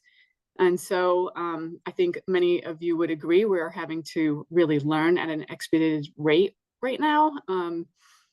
And that's through our recent experiences in the multiple events that we're having to go through here in Vermont. And maybe that speaks to some of what Secretary Moore brought up earlier about, there's the state hazard mitigation plan, there's the climate action plan, there will be the resilience implementation strategy, and how we look at those things together to really push for an emphasis on adaptation. I just did also want to bring up, I'm still on the other one. I got quite a bit more to go on that one though, Liz, sorry. Some struggles that we've had in the subcommittee with expertise, both from the council, at the council level and the subcommittee level. We have two new co-chairs. We're a fresh subcommittee, really. We had a change in the co-chair role. We've experienced steady changes in member composition. We had experienced council members leave, that they had to step down. And the process for new Senate and House appointees has been slow. We still don't have a Senate appointee for a representative with expertise in resilience. And so overall, it had a pretty significant change in our subcommittee makeup, not having a lot of folks with a deep bench on what was drafted during the initial plan. And it's not an excuse, it's just really to set some context on how we approach this work. So the focus, getting to this slide here, of the Rural Resilience and Adaptation Subcommittee really is on building resilience and preparing states, communities, the infrastructure and the economy to adapt. So it isn't about stopping the cause of climate change. It's about understanding what needs to be done proactively to lessen the impact of events, to help communities and businesses and our people withstand, respond, and recover rapidly. So our subcommittee approached this work with 3 task groups. We have the community capacity and planning, infrastructure and built environment, and then new to the subcommittee and with a greater overall focus for the CAP, public health also. And before we get into the pathway strategies and prioritized actions, I did want to take a minute just to remind you all of the stakeholder groups that we interacted with. We held stakeholder meetings with businesses and organizations that support businesses, as well as with municipal support groups. And very generally, what we heard is that support is needed and that it should be focused on strengthening communication, collaboration, coordination, education for preparedness, response and recovery. We heard the focus should be on the structures that already exist so that the support comes from known and trusted entities. So really building capacity in what already exists. And we heard that there is a need for grants over loans. Okay, we can go to the next slide. Oh, I think you got to go back one. Yeah, thanks. So pathway 14, I won't read these to you. You can read them yourselves. This pathway had 4 strategies and now has 3. I just want to, when I go through this slide and the next slide, provide a little context for when you might dig into the tables and understand the changes that we're proposing. So some of the strategies have been combined. We had 9 actions and now have 12. So there's new actions for business support and coordination around recovery, resilience, and funding. There's new actions related to equipping towns to use developed tools and to better integrate hazard mitigation and resilience planning into other municipal planning processes. And then there's actions around recovery and funding related to existing funding programs that need to evolve. Pathway 15 had 4 strategies and now has 2. We found that there was overlap in some of the existing strategies. So the 2 remaining were reframed, one to relate to planning and assessments and one related to implementation. This pathway had 34 actions and we now have 16 actions being proposed. We removed some that were completed or being implemented. There was a couple that we didn't really feel related enough to resilience. And so we either worked with other subcommittees to take those on or combine them into some revised actions. there was more than a dozen water wastewater actions, and we combined those into 7 actions. And we just made modifications here so that the actions included in identifying an actor to the extent that we could, and adding specificity and clarity. Pathway 16 had 2 strategies and 18 actions, and now coming from our subcommittee has 0 strategies and 0 actions. Many of the actions related more to efficiency and mitigation, and it was agreed that we would work with cross-sector mitigation subcommittee and that they would take the lead on this pathway, and that rural resilience would serve as a liaison, just ensuring any resilience aspects were carried forward in other pathways that we were keeping. Go to the next slide. So pathway 17 had 2 strategies and 9 actions. Some were related to the community capacity and planning task group, and some to the infrastructure and built environment. But during the work of the task groups, all of the actions were either removed or combined and moved to other pathways. Some were absorbed into pathway 14 that relate more to community, and some into pathway 15 that speak to infrastructure. And then others we felt would be addressed in compact settlement. Pathway 18 had 3 strategies and now has 4, had 11 actions, now has 9. Some actions were removed because they are complete or being implemented, and some new ones were generated. This pathway is not about resiliency of homes. It's about people's ability to be more resilient to many things when they have access to safe, healthy, and resilient homes. So it's about creating housing through infilling, speaks to building codes and zoning, creates awareness, and collecting and understanding data to make more informed decisions. And then pathway 19, completely new pathway, has 4 strategies and 12 actions. Those strategies and actions pointed at communities, individuals, state capacity, and also tools and mechanisms needed to increase public awareness of the health impacts of climate change. Next slide. Okay, so getting into our priority actions, each task group came forward with 5 priorities, and so I'll go through those in the next few slides. The pathways for community capacity and planning are the priority actions that came from there. The pathways related to this work involve increasing capacity for climate resilience planning and implementation that would address inequities, and ensuring that all people have access to safe, energy efficient, and affordable housing. There are strategies and actions related to providing tools and resources that can help communities assess climate vulnerabilities and create resilience plans. There's actions about expanding cross-sector collaboration to align efforts and leverage resources to advance preparedness, and about state and local governance updates. Our first prioritized action is about providing sustainable long-term funding so that the Flood Resilient Communities Fund can continue to provide for the design and implementation of local and regional climate adaptation projects and community resilience, and to ensure that that funding can be leveraged for match to other relevant funding sources. The second action calls for the establishment of a permanent dedicated funding for regional planning commissions so that they can hire and retain staff to help in climate resilience planning work, to aid hazard mitigation planning, as well as to provide technical assistance needed for the application and management of grants. And this is really reacting to stakeholder input about enhancing what exists and capitalizing on strong relationships already built.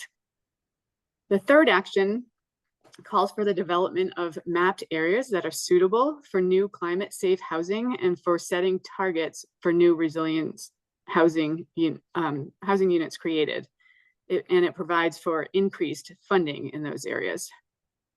The fourth action is about facilitating networks to support businesses and local economic resilience and disaster response, again, pointing to the efficiency of enhancing existing resources and relationships to collaborate for the greatest benefits.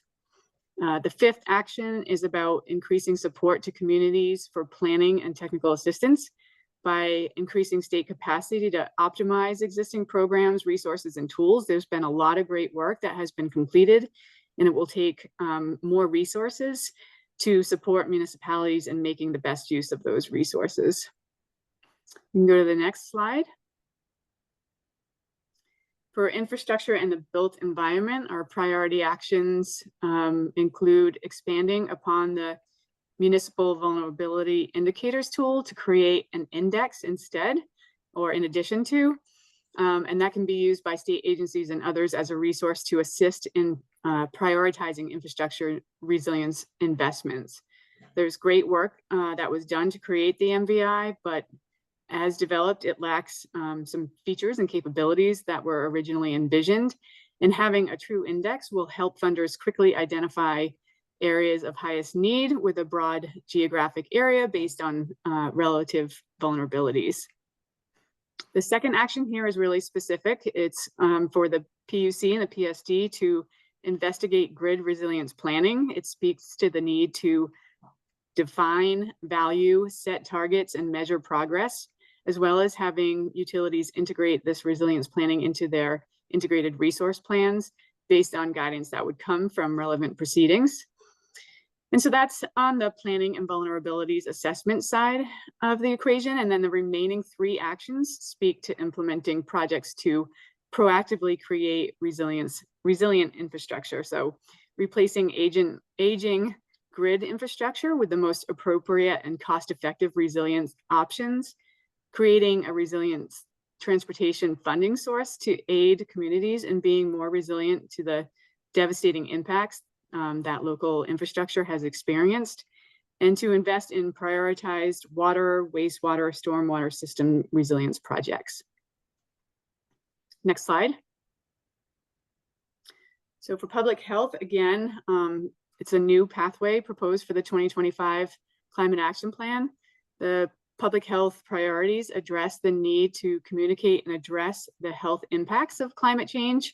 So we're talking about extreme temperatures, air quality, vector-borne and waterborne diseases, those types of things. The priorities are intended to ensure that health equity is realized by considering the needs of all underserved, those with greatest need, the unhoused, and the priorities include methods and actions at the state, regional, and local levels. Our first action here is to provide support to income qualifying households to make individuals more resilient. So again, more about making the individuals resilient. It speaks to resilience equipment, supplies and services addressing health risks related to flooding, power outages, extreme temperatures. It's looking at things like more complex systems, air conditioning and ventilation, so heat pumps, fans, air purifiers, speaks to backup power, moving on to things like moisture mitigation and providing drinking water testing and treatment, and then things like trees and window treatments that can help with shade and thermal barriers and screens to prevent insects from entering in homes. The second action is about greater support for mental health services to address anxiety, depression, distress, and trauma caused by climate change and climate-related disasters. The weight of disasters is really heavy for those directly impacted by acute events, but it is important also to recognize the long-term mental burden and impacts of a changing climate on everyone. The last three actions here speak to the need for state, regional, and local entities to work together to support community resilience. There's a need to provide greater technical assistance to municipalities and local organizations so that they can better serve disproportionately affected populations in preparing for and adapting to a changing climate. There's a need to explore and implement strategies to enhance capacity to prepare, respond, and recover. And then there's a need to support the development of community resilience hubs that serve not just as response refuge, but also as a place to access resources and to learn and to collaborate. And that's all I had for slides, but I did want to just express some of the needs the subcommittee identified for you all to be thinking about as the work progresses towards the actual writing of the plan. I think there's been a common theme through what you've heard today that there is still a need for further review of recommendations across the task groups within rural resilience, across the subcommittees, those cross-cutting pathways. You probably are recognizing there's some overlap there, so we need to minimize redundancy. We need to make sure that all the recommendations that are being provided really are addressing identified gaps and that we didn't leave anything behind. And we would have liked to have done this, but we absolutely ran out of time. We just didn't feel like we had the time, but we do feel like going forward, it will really result in a more clear, concise, and actionable plan. And then we also wanted to emphasize that we think there's a need to hear more directly from impacted communities, from businesses and individuals. And so we had the stakeholder meetings, but really recommend doing some one-on-one conversations to make sure what is being presented is really addressing the needs that are out there. And we really think that could play into the storytelling that I know the steering committee and the council have talked about including in the next iteration of the plan. So hoping that we can work that in over the next few months as well. Thanks, Andrea. Yeah, a ton of work there. I'd love to do something of like a lightning round of reactions from counselors. Chris, I saw you put some stuff in the chat. Jump in, Chris, go ahead. Yeah, and many thanks to Andrea, everybody who spent, I don't know how many hours we met. I couldn't even make all the meetings. So thanks to everybody. I know there were a lot of late nights and weekend work going on too, above and beyond for the state staff, but also the volunteers who serve on the subcommittee. Is really fantastic and a lot of, very thoughtful input. One of the things I'll just note in my day-to-day work, but also kind of reflecting on what we heard from the input sessions is a lot of communities, frankly, are just now really beginning to come to grips with what adaptation and resilience really means. It used to be thinking about like, well, we got these hazard mitigation plans, we need to replace these culverts. Now increasingly, they're starting to realize, wow, like this village center is fundamentally at risk. There's conversation that you hear increasingly like, wait a minute, we love our historic settlement, but we've now flooded 5 times in the last 6 years. So how do we grow up in a way? So I think there's still a bit as we engage with the public and as we engage, I'm wearing my municipal government hat, as we engage with municipalities, really understanding the need to continue the education and outreach around and engagement with them about what does adaptation and resilience mean for the anticipated climate effects that we're already experiencing and that we're going to experience, and how to think at that bigger scale. That also will need to necessarily inform how we approach this at the state scale. I think we're beginning to, like for years we focused on village center, downtown redevelopment, but I think we're realizing that, inextricably tied to that is also like protecting and conserving and improving floodwater access to floodplains upstream. So a lot of this stuff comes together in a cross-cutting way. And so I think for this new the next iteration of the climate action plan, we're just going to need to do a bit of a deeper dive into what does this really mean for communities? How does it relate to the infrastructure investments that are going to be necessary to make this happen? Which also ties into new housing development, living on the land in a way that reduces greenhouse gas emissions, makes public transit and other things easier to do, walkable, bikeable places, but really kind of drilling into this. And also, I'm just wearing my landscape architect hat for a minute here too, the importance of really not just doing plan language and policy language, but actually doing visualization about what does this look like for our communities and making that investment in like the conceptual planning and design, capital plan development, capital financing strategies, all of that stuff that's going to be necessary. So, but again, many thanks to everybody who's already worked on this, and we've we got a lot left to do. It's always an iterative process.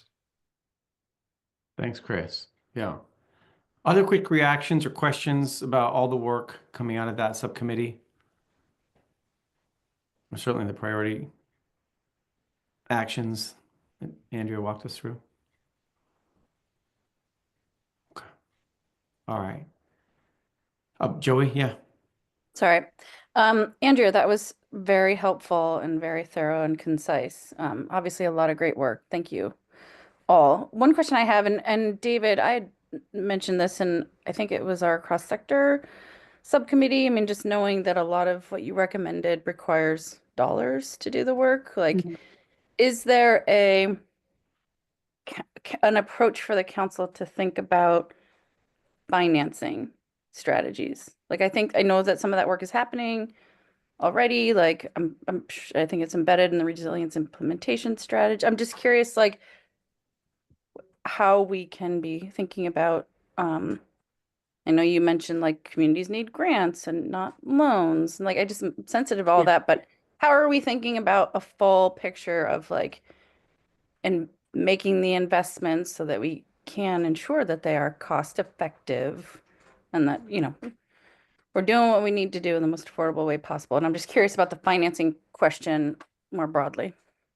Yeah, I will speak from the view of the Rural Resilience and Adaptation Subcommittee, but I imagine it's a conversation that's being had at all the subcommittees because, well, existing recommendations pointed to the need for funding. That didn't go away. It could have increased, So yes, I think there's a definite need for the Climate Council to think about how to address that and how to make this so that there can be results from these recommendations. I think the prioritization exercise that's being done through this climate action plan is critical for that because there's just not enough funding. I've been sitting in meetings and you think about what the need is. There's no way to address the need. So we really just have to do really good planning to make sure we know our priorities and to get that funding out to those priorities. And then there's just been a lot of creative conversations. I know I've seen you at some of those conversations too, climate funding conversations and thinking about different approaches. So I think it's really time for creativity in that space. And I'm certainly not the expert in that matter, but there's a lot of them out there. So yeah, I think it's a huge need and it's something that the council is going to have to address in the plan. Thanks, Andrea. June, last comment on this?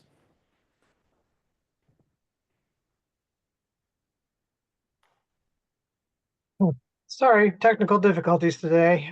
Yeah, no, I just wanted to commend this group on its work, and I feel remiss not having said as much with the earlier presentations. It's very obvious that an incredibly heavy lift has been attempted, and I think done as well as possibly could be. I note that there have been many comments, I simply haven't counted them up, about too little time, too little time, too little time.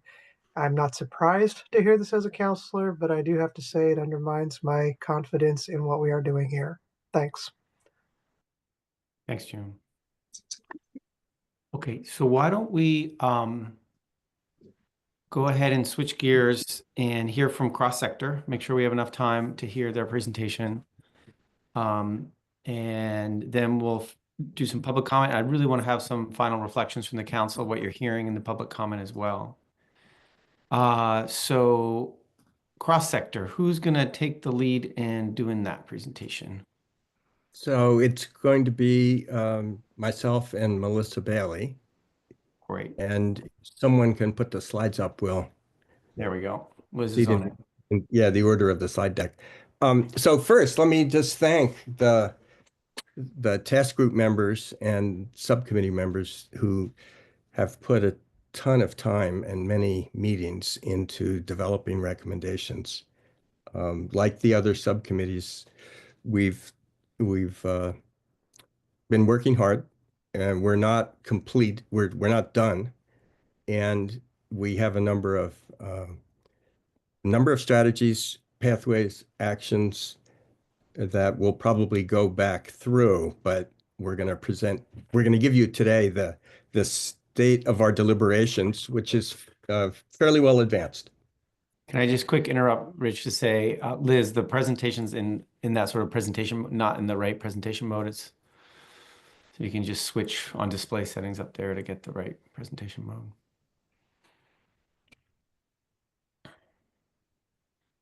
You're getting there. If you want to just talk a little bit more, Rich, as she does that, would be great. Okay, so go to the next slide. So there are three task groups: transportation, thermal and buildings, and electricity.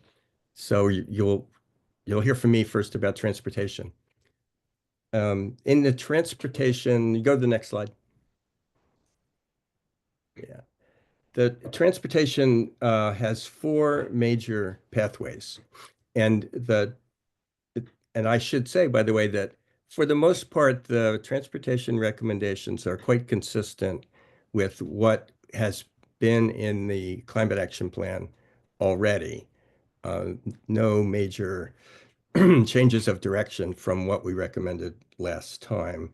And then the number one pathway is to adopt an overarching policy mechanism, in particular, a cap and invest strategy to reduce emissions, including but not necessarily limited to transportation, and focused on reductions over time on a known pathway, and to raise funds that are needed to do a lot of the implementation actions that are also required. As the folks on the council will remember, we originally hoped that the Transportation and Climate Initiative would address this need. When that didn't happen, as you know, we're now considering whether Vermont should join the New York Climate Initiative or the Western Climate Initiative, and that the study on those choices is underway. So we don't know yet what the recommendation would be, but we know that an overarching policy of this sort is going to be required. Pathway number two, thanks, Liz. To reduce greenhouse, so the next three pathways are kind of logical, the way emissions from transportation, originate. They look at vehicles, fuels, and vehicle miles traveled. Those are the three main ways to get through to address emissions from the transportation sector. So we lost the slides. Seems like we're having a little bit of slide challenges. I'm happy to pick it up if you want me to, Liz. Not a problem on my end if you want me to just do it. Yeah, sorry, I'm getting back up right now. So, well, I'll go ahead and do it and just Yeah. Okay. Thanks, Yeah. David. All right.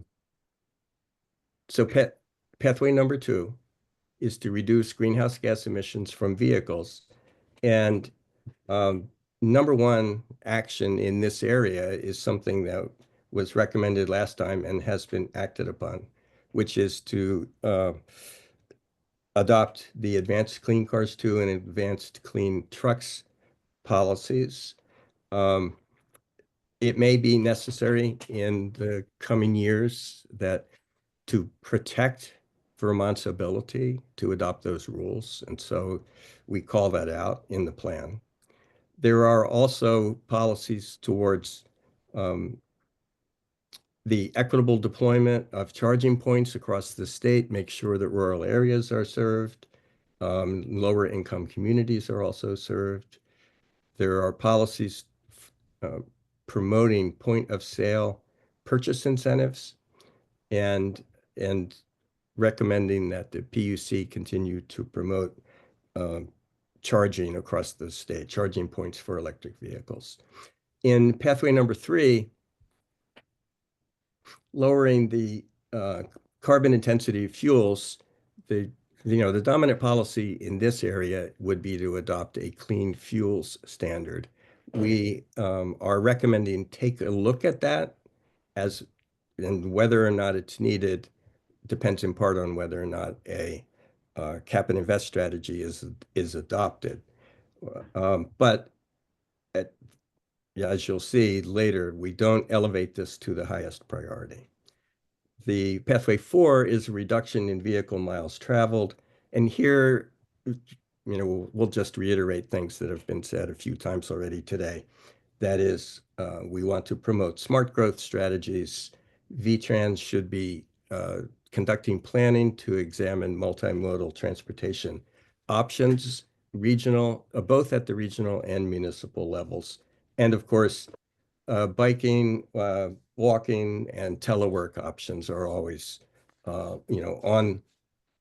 have to be part of the planning regime. And this has already been said maybe 3 times already today. So going to the priorities, what did we lift up as the highest priorities? Via legislation and rulemaking, adopt a cap and invest policy to reduce emissions, including but not necessarily limited to transportation, and creating a revenue stream that would go along with creating the cap. And we want to emphasize that this would need to be done in conjunction with other states. We are not recommending that Vermont adopt a cap and invest strategy on its own. And we also note that cap and invest generally, and you look around the world at places that have adopted cap and invest strategies, they don't operate in isolation. They need to be developed and delivered in coordination with a suite of complementary policies. And of course, that's what you'll see here, and you'll also see this in the thermal sector. We want to continue transportation electrification, making electric vehicles more affordable and more available, and making charging more affordable and more available. So there are a number of strategies that will be recommended to do that. We, as already noted, will continue to participate in Advanced Clean Cars 2, exploring advanced clean trucks, and move forward on that as a pretty substantial initiative that's already been adopted by the state. And then finally, planning for and developing local and regional multimodal transportation systems. Some of this is land use and some of it is transportation planning, but they go together. And I think I'm echoing what's been said previously today.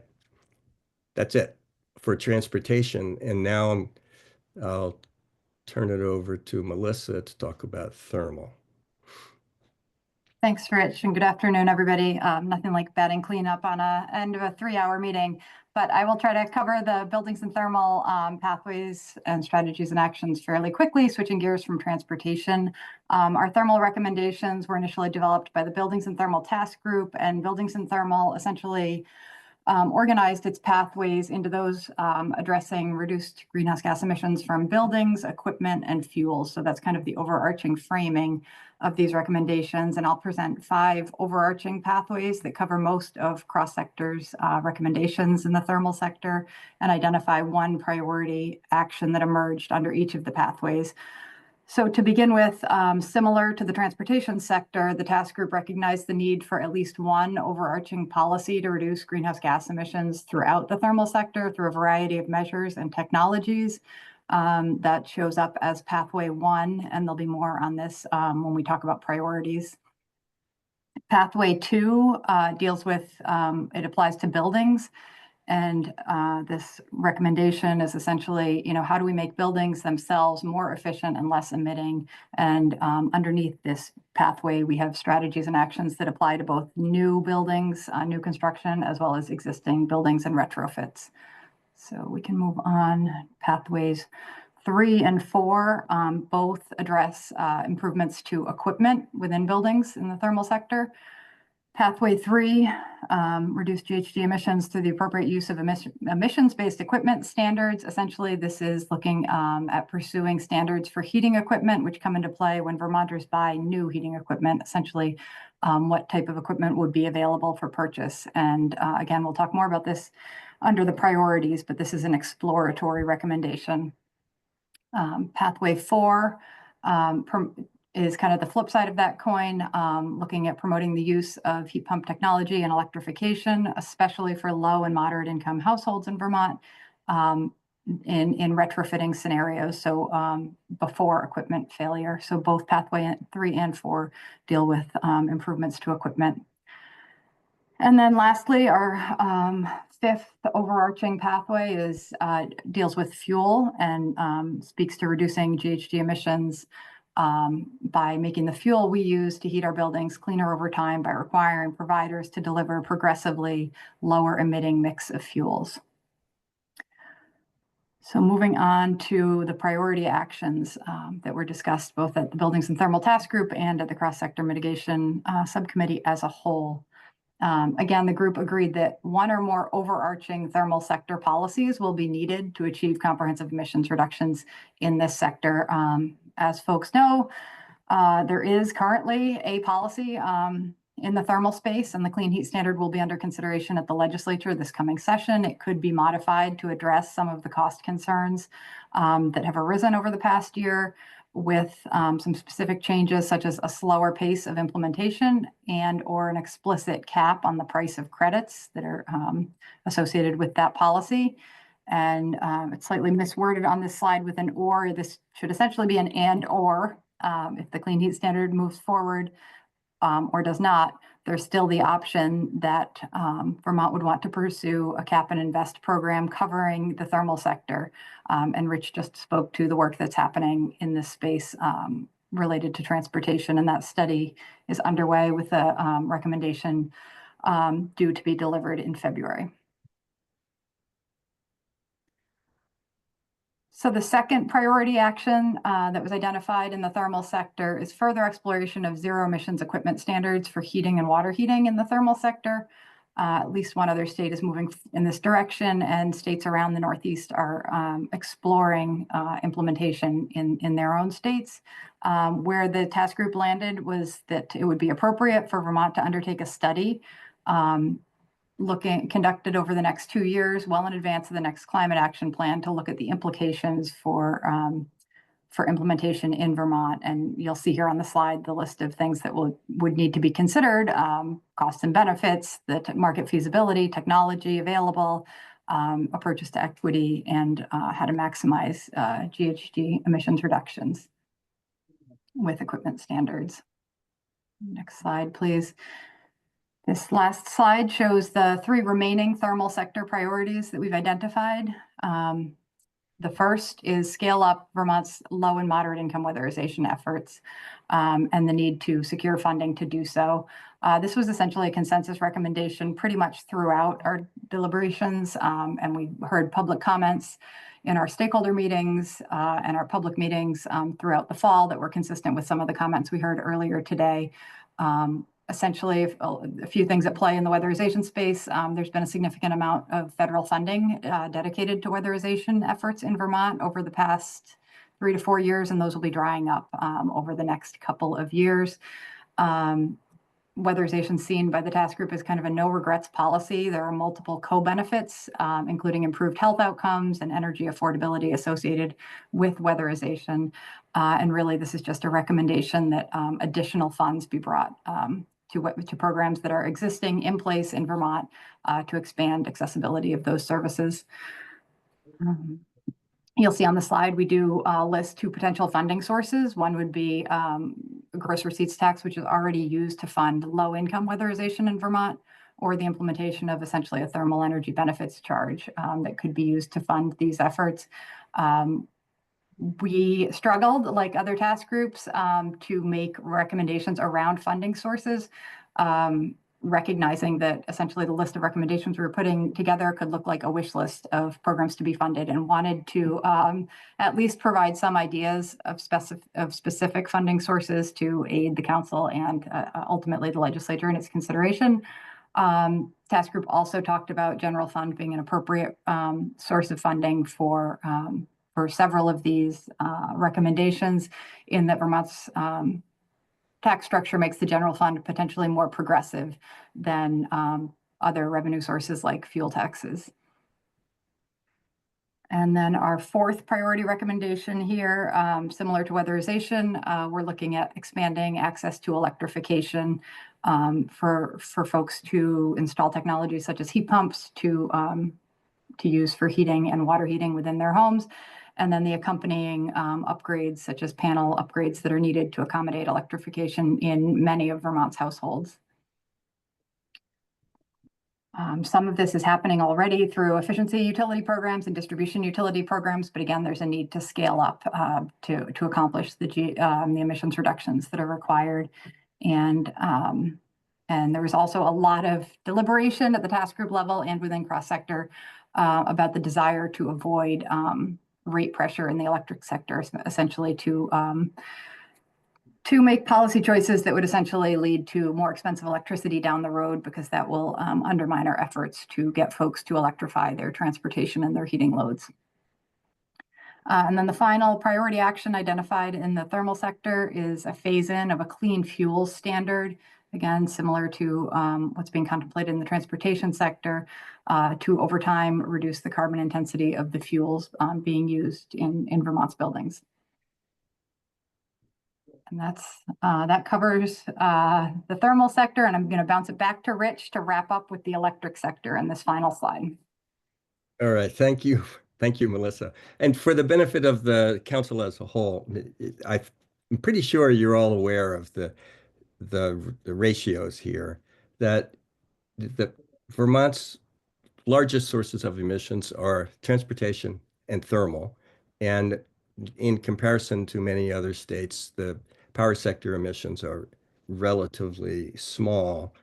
And for that reason, and Vermont has recently adopted a revised renewable portfolio standard. And for that reason, the electric pathways that we recommend have more to do with supporting electrification of transportation and thermal end uses than with reforming the power system generation sources. So just as, to put it in perspective, when you realize that the way to reduce emissions in buildings and in transportation is largely, but not entirely, through electrification, then the electric system becomes important as a supporting set of systems, infrastructure and power supply and rates, in order to support beneficial electrification. So that's where the emphasis is in these electric pathways. Number one, keep the electric system strong and affordable so that continued beneficial electrification will be part of the ongoing Vermont future. Second pathway is to enable and support Vermonters to choose electrification. And in this part of our set of proposals, we're focusing on the things that the power system itself can do to help customers choose electrification. And that would include supporting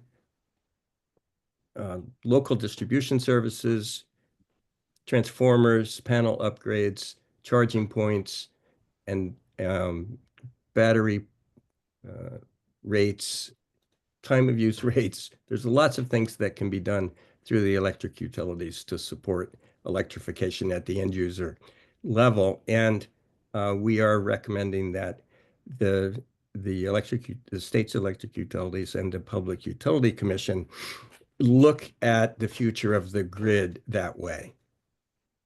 And third, there is the third pathway has to do with implementing the recommendations of a study committee or a study that was done under Act 179 to look at the way that community-based solar can support, in particular, low-income access to solar and low-income housing access to solar. So that's it for the recommendations from the electric sector. And I guess I should pause for a moment and ask whether Liz Miller or Peter Sterling, who are on the task group, want to amend or add to what I said.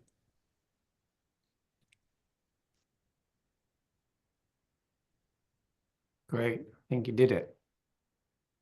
Thanks, Rich. Okay. Thanks, Melissa. Okay. So, and here's a little handy dandy sort of look across all of them, right? I'll leave this up for just a second. All right. Any quick feedback for cross sector and the amount of work that's gone into there in these recommendations? Any quick reactions, counselors, particularly if you haven't been involved in this work to date?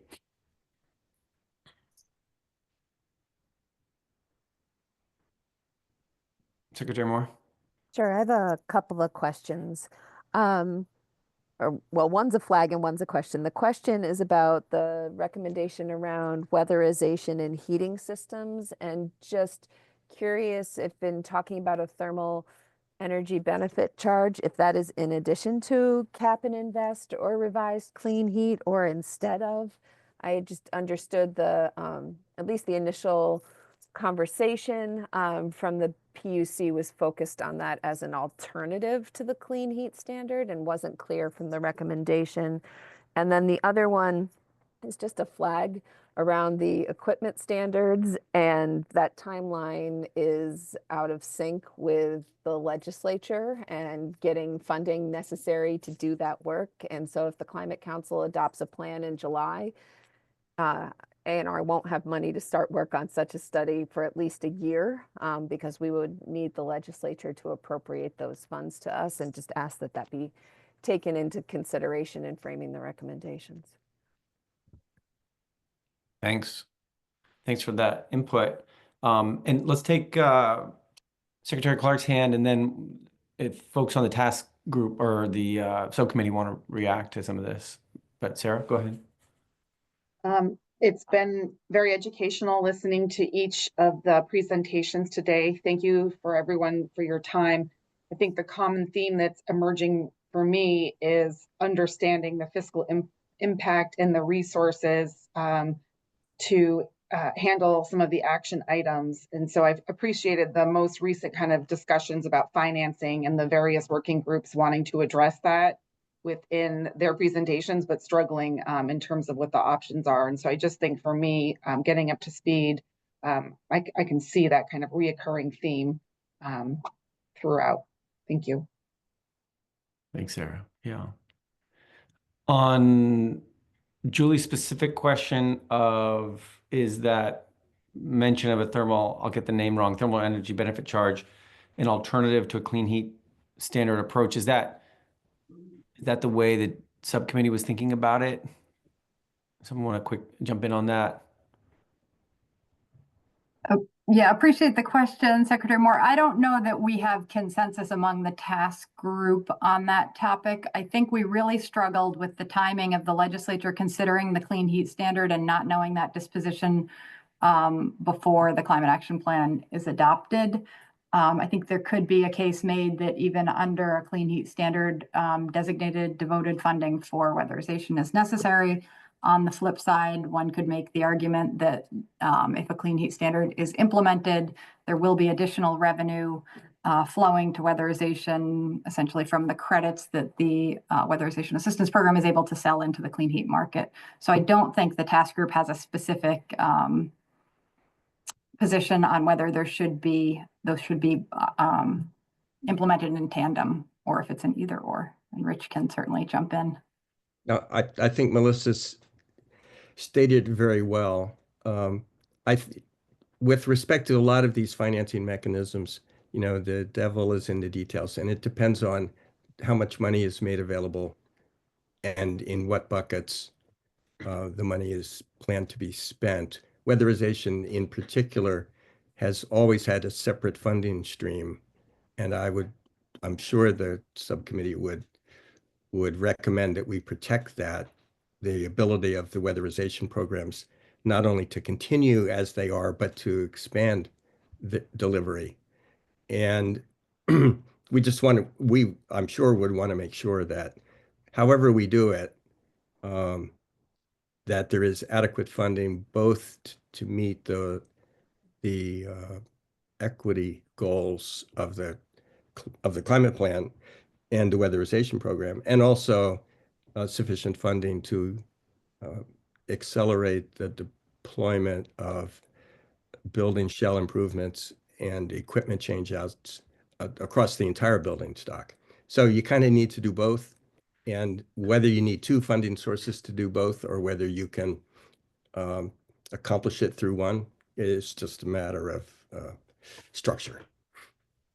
Thanks, Now, Rich. with respect to the timing on the equipment study, I appreciate the comment, Secretary Moore, and I think we'll take a look at that. It might be something that the legislature could take a look at this year, not have to wait until after adoption of the climate plan. Okay. Thanks, Rich. All right. So what I'd love to do is pause for some more public comment and then leave some moments at the end before we finish up to have some reflections from you on what you're hearing in the public comment, and we can talk about next steps. So I really want to thank all of the subcommittees and all the cross-cutting work for this amazing amount of work. And I know the frustration of doing it under a timeline is just brutal. And so thanks everyone for getting to today. If you've been joining our meeting today and there's something additional you'd like to say, particularly related to these last two presentations, this is a good time to raise a hand and do some public comment, and then the council can reflect on what it's hearing. And I just encourage everyone to be extremely brief if you can. That way it leaves time for counselors to react to what they're hearing. And I definitely discourage folks from repeating things. Alice, go ahead. I just want to make a comment on the multimodal transportation initiatives.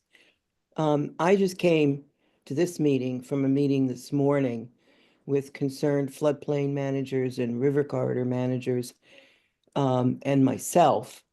I'm known in the Mad River Valley as Wetlands Alice. And there is a plan for an active transportation corridor to go through the Mad River Valley to provide biking. It would wind up being a way for transportation, like if you wanted to bike to your job or something, and it would also be a recreational type of trail. The problem is, and when I look at the study area, and I know the study area quite well, I think it's vitally important for anybody doing this kind of planning to familiarize themselves completely with the natural habitat issues that will occur in any plan like this.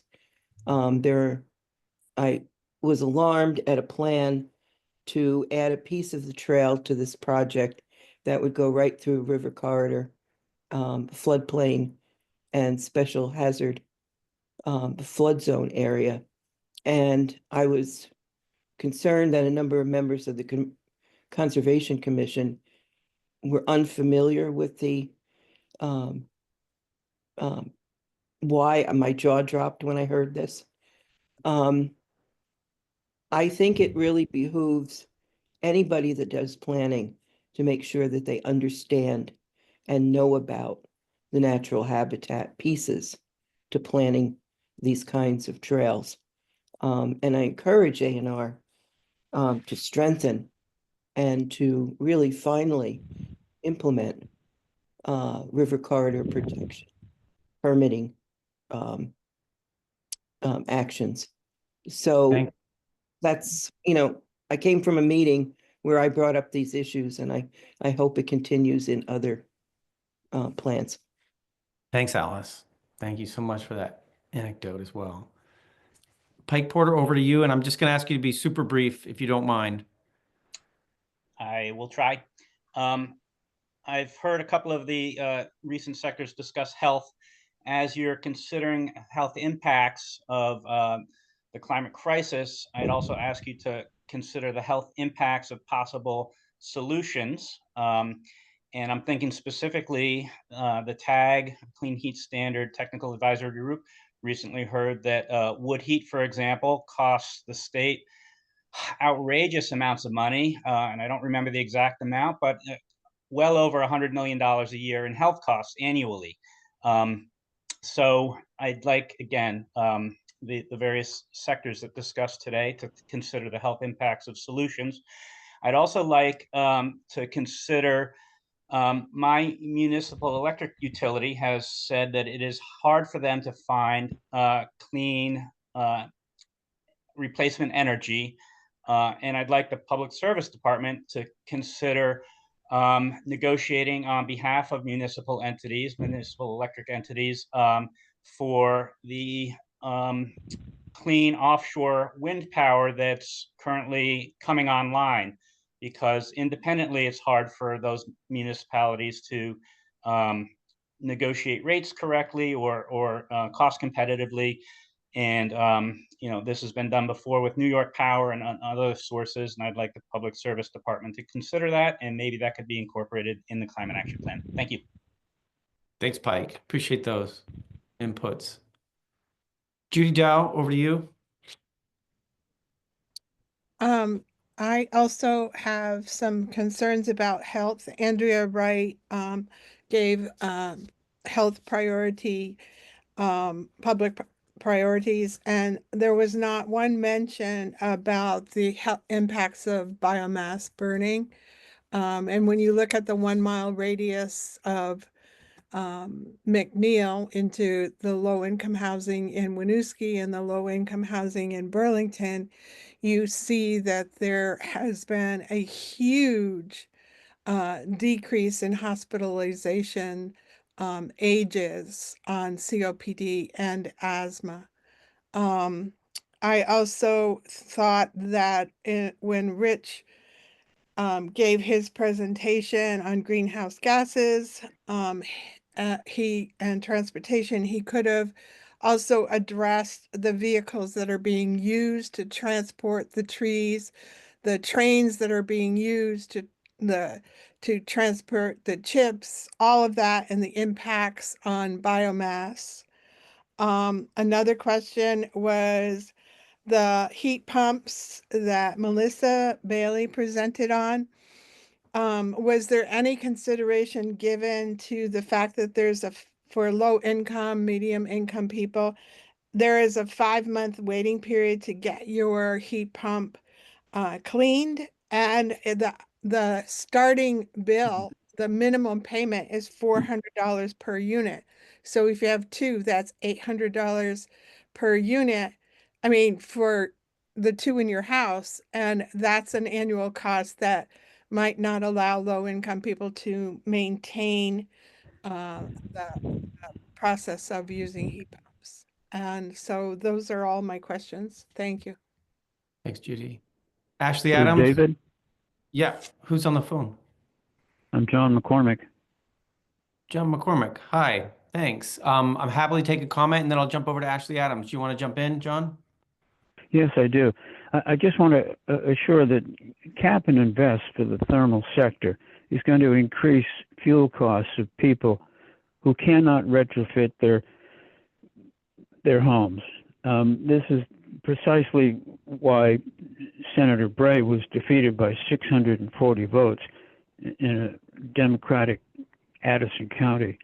You're going to have to look at the fact that Republicans in the Senate will control this discussion here on out, at least for the next 2 years. You've got an alternative. It is Weatherization Assistance Program, and it's been mentioned several times, even in this session.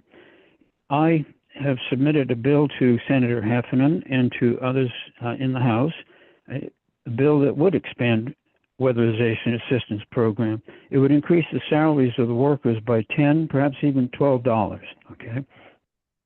It would allow weatherization assistance program to go up into the lower median income stratum, okay?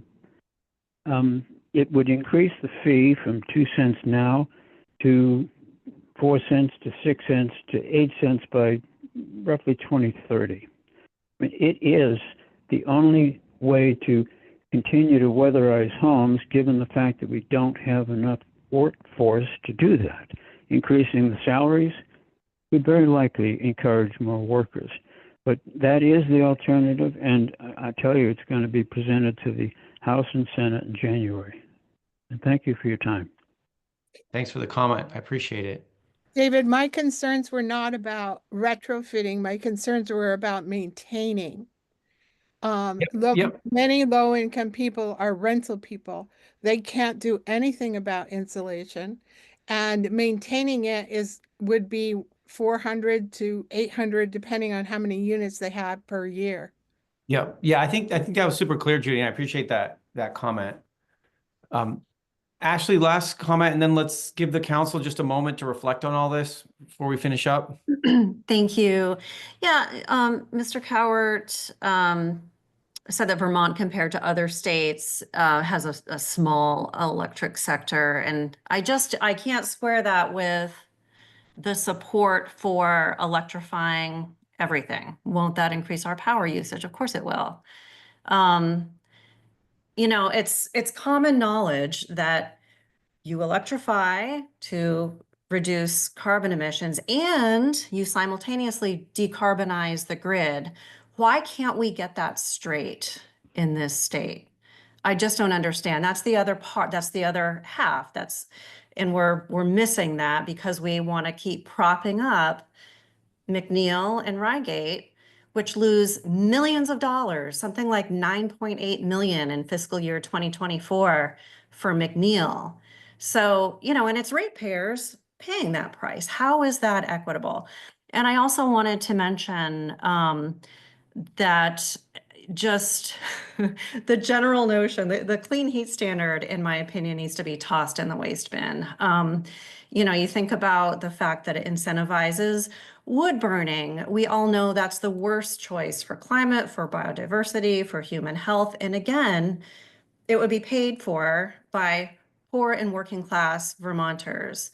And it's just really discouraging that we continue to allow industry to craft climate legislation. And I hear something like, you know, the cap and invest, and we really just need some very simple, straightforward policies in this state, like weatherization. That was really wonderful to hear Mr. McCormick's draft legislation. I think that's wonderful. But please just get down to some very honest legislation that we can afford and that actually will do some good. Thank you. Thanks for the comment. Okay. So, counselors, before we wrap up, I'd welcome some reactions to what you've heard, particularly in the public comment. If folks are okay, we're going to just run a few minutes late to do the next steps piece. But Bram, go ahead. Thank you. So many of you know that January 7th will be my last day on the Climate Council, and that means today is my last meeting with all of you. I will be at the cross-sector meeting and a steering committee meeting and a transportation sector meeting, but for any of you who will not be at those, I want to just say thank you. It has been an honor and a pleasure serving with all you, and I'm immensely grateful for everyone, all the members of the public, all the members of the council, all the members of the subcommittees who are doing this. Probably the most important work we could be doing. And I want to reflect a little bit on what Julie and Chris and June said earlier about balancing emissions reductions with resilience. I will, keep in mind for myself that the UN definition of sustainability is providing for today's needs without compromising future generations' ability to provide for their needs. And That is exactly the balance we have to strike between resilience and emissions reductions. Ultimately, the moral imperative that we face is to minimize the suffering that humanity will endure, is suffering and will suffer from climate change. And we have only three ways we can do that. We can reduce emissions, we can increase sequestration, and we can increase our resilience. And reducing emissions and increasing sequestration are our gift to our future selves and to future generations. And resilience is what we do to minimize suffering today. And it is a difficult balance. And I think, everyone is doing a really good job of working through the complicated issues that go into figuring out that balance. And I look forward to continuing this work as part of the legislature, because the day after my last day here is my first day as a legislator. So again, thanks to everyone. Thanks, Bram. And I know there's someone else who has their final meeting today. And so, June, thanks for raising your hand. I was going to pass over to you, and I'm glad that you raised your hand. June, you're also going to be, I believe this is your last meeting. Is that right, June? Yes, David, that's correct. Thank you for remembering. I just want to say I join Bram in the either explicit or implicit admiration of the collective energy and effort and skill that this group has brought to bear, and past members as well, on doing this task that has been entrusted to the council. My regard for all of you is sincere, even if I don't agree with you all the time on every aspect. I am retiring in 12 days and looking forward to that very much. I would like to just point out that the strongest, most potent group of people in this state to do policy in this arena is gathered here on this council, in my opinion. And with all due respect, as somebody who lost her home in Irene, I think the emphasis of this council is completely misdirected. Chris had it right when he said we need to be thinking about how we use our resources, and we should be directing those at resiliency, in my opinion, and also, frankly, in recovery, because we can speak large thoughts about emissions reductions. And Bram, I mean this with all the deepest affection for you and respect that I can express here publicly without running afoul of things. Our emissions at the end of the day and our reductions of them may be morally just and therefore compelling, but it is a compulsion to focus on them when the immediate needs of keeping people safe directly, knowing that we've got storms coming, are being sidelined or neglected in order to pursue those measures. And by that, I mean every cent that goes into policies that are directed toward reductions when we need to be directing every cent toward hardening our systems and helping people survive here. I would urge this council to rethink where it's putting its intellectual capital, because you have the most wonderful, broad, and skilled collection of intellectual capital here. I'm not being very articulate, but I cannot overemphasize how wrong I think what it is we are doing. Those are my parting words to the council. Thank you. Thanks, June. Let's just create a space if there's other reflections, particularly given what you've heard from public comment today, other things that folks want to reflect on.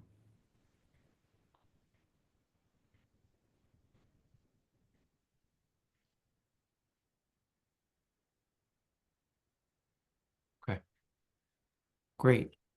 So the next time we gather will be in the new year.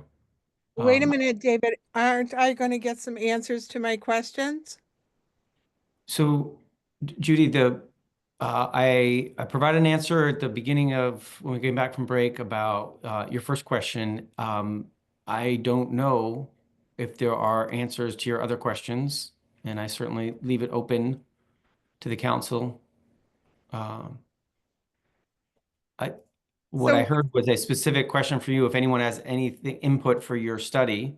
And so maybe right, folks can reach out to you directly for that. If anybody needs your contact information, they can reach me, and I can happily pass on your contact information. right. And has there been any consideration for bills for helping low income with the cleaning and maintaining of their heat pumps? And has there been any consideration as far as the health is concerned as a priority for caused by biomass? And has been any consideration in transportation of the greenhouse gases that are emitted in the using of transportation to transport the trees and wood chips? Yeah. So with all those comments, I've captured those in the notes and they will be in the notes. If folks have things they want to respond and can respond now, that was what the space I was opening up. If not, they're part of the input that need to go into this next steps, which Yeah, is the council. but they're not comments, David, they're questions. I specifically asked questions. Okay. I'm not hearing answers to those questions right now, and they're captured as part of the input that's important to you, and others who have made comments today. So Thank you, Jane. Yeah, I just wanted to say that I put something in the chat about biomass and health as well. I know there's not a lot of time to speak to those, so I just wanted to put it in the chat. yeah. Yeah. So there has been some activity in the chat on that front. Yeah. Okay. Thanks, folks. Okay. The next piece of work of this council is in January and February, going into March, to gather all this content that's coming in from the subcommittees and the cross-sector work, and to try to stitch it together into a coherent update to the climate action plan.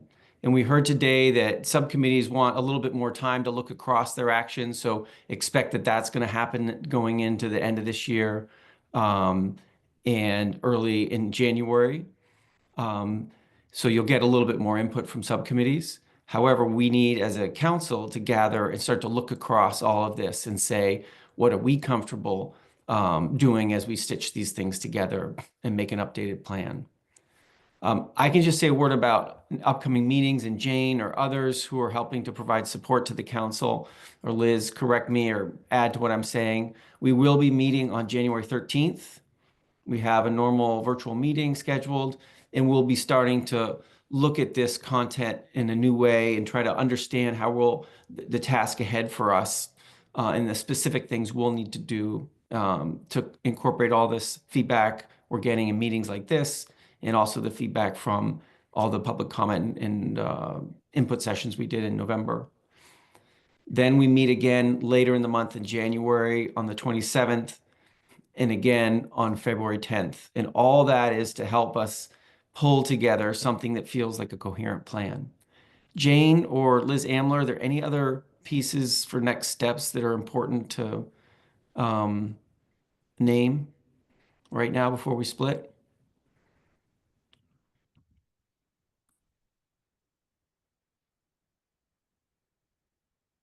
All good?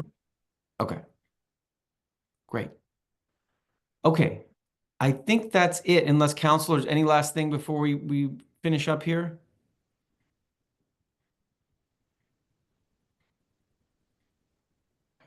Thank you, David. You're very welcome. And I noticed there's things happening in the chat, and I appreciate folks doing additional comment in the chat. We're going to end the meeting here, and we definitely encourage folks. There are ways to provide input into this process as well through ANR's website. There's opportunities to provide input that way. And we look forward to seeing folks in the new year and continuing all these really difficult conversations. So have a good break, everyone. If I don't talk with you between now and the end of the year, happy holidays, all that good stuff. And we'll see you in January.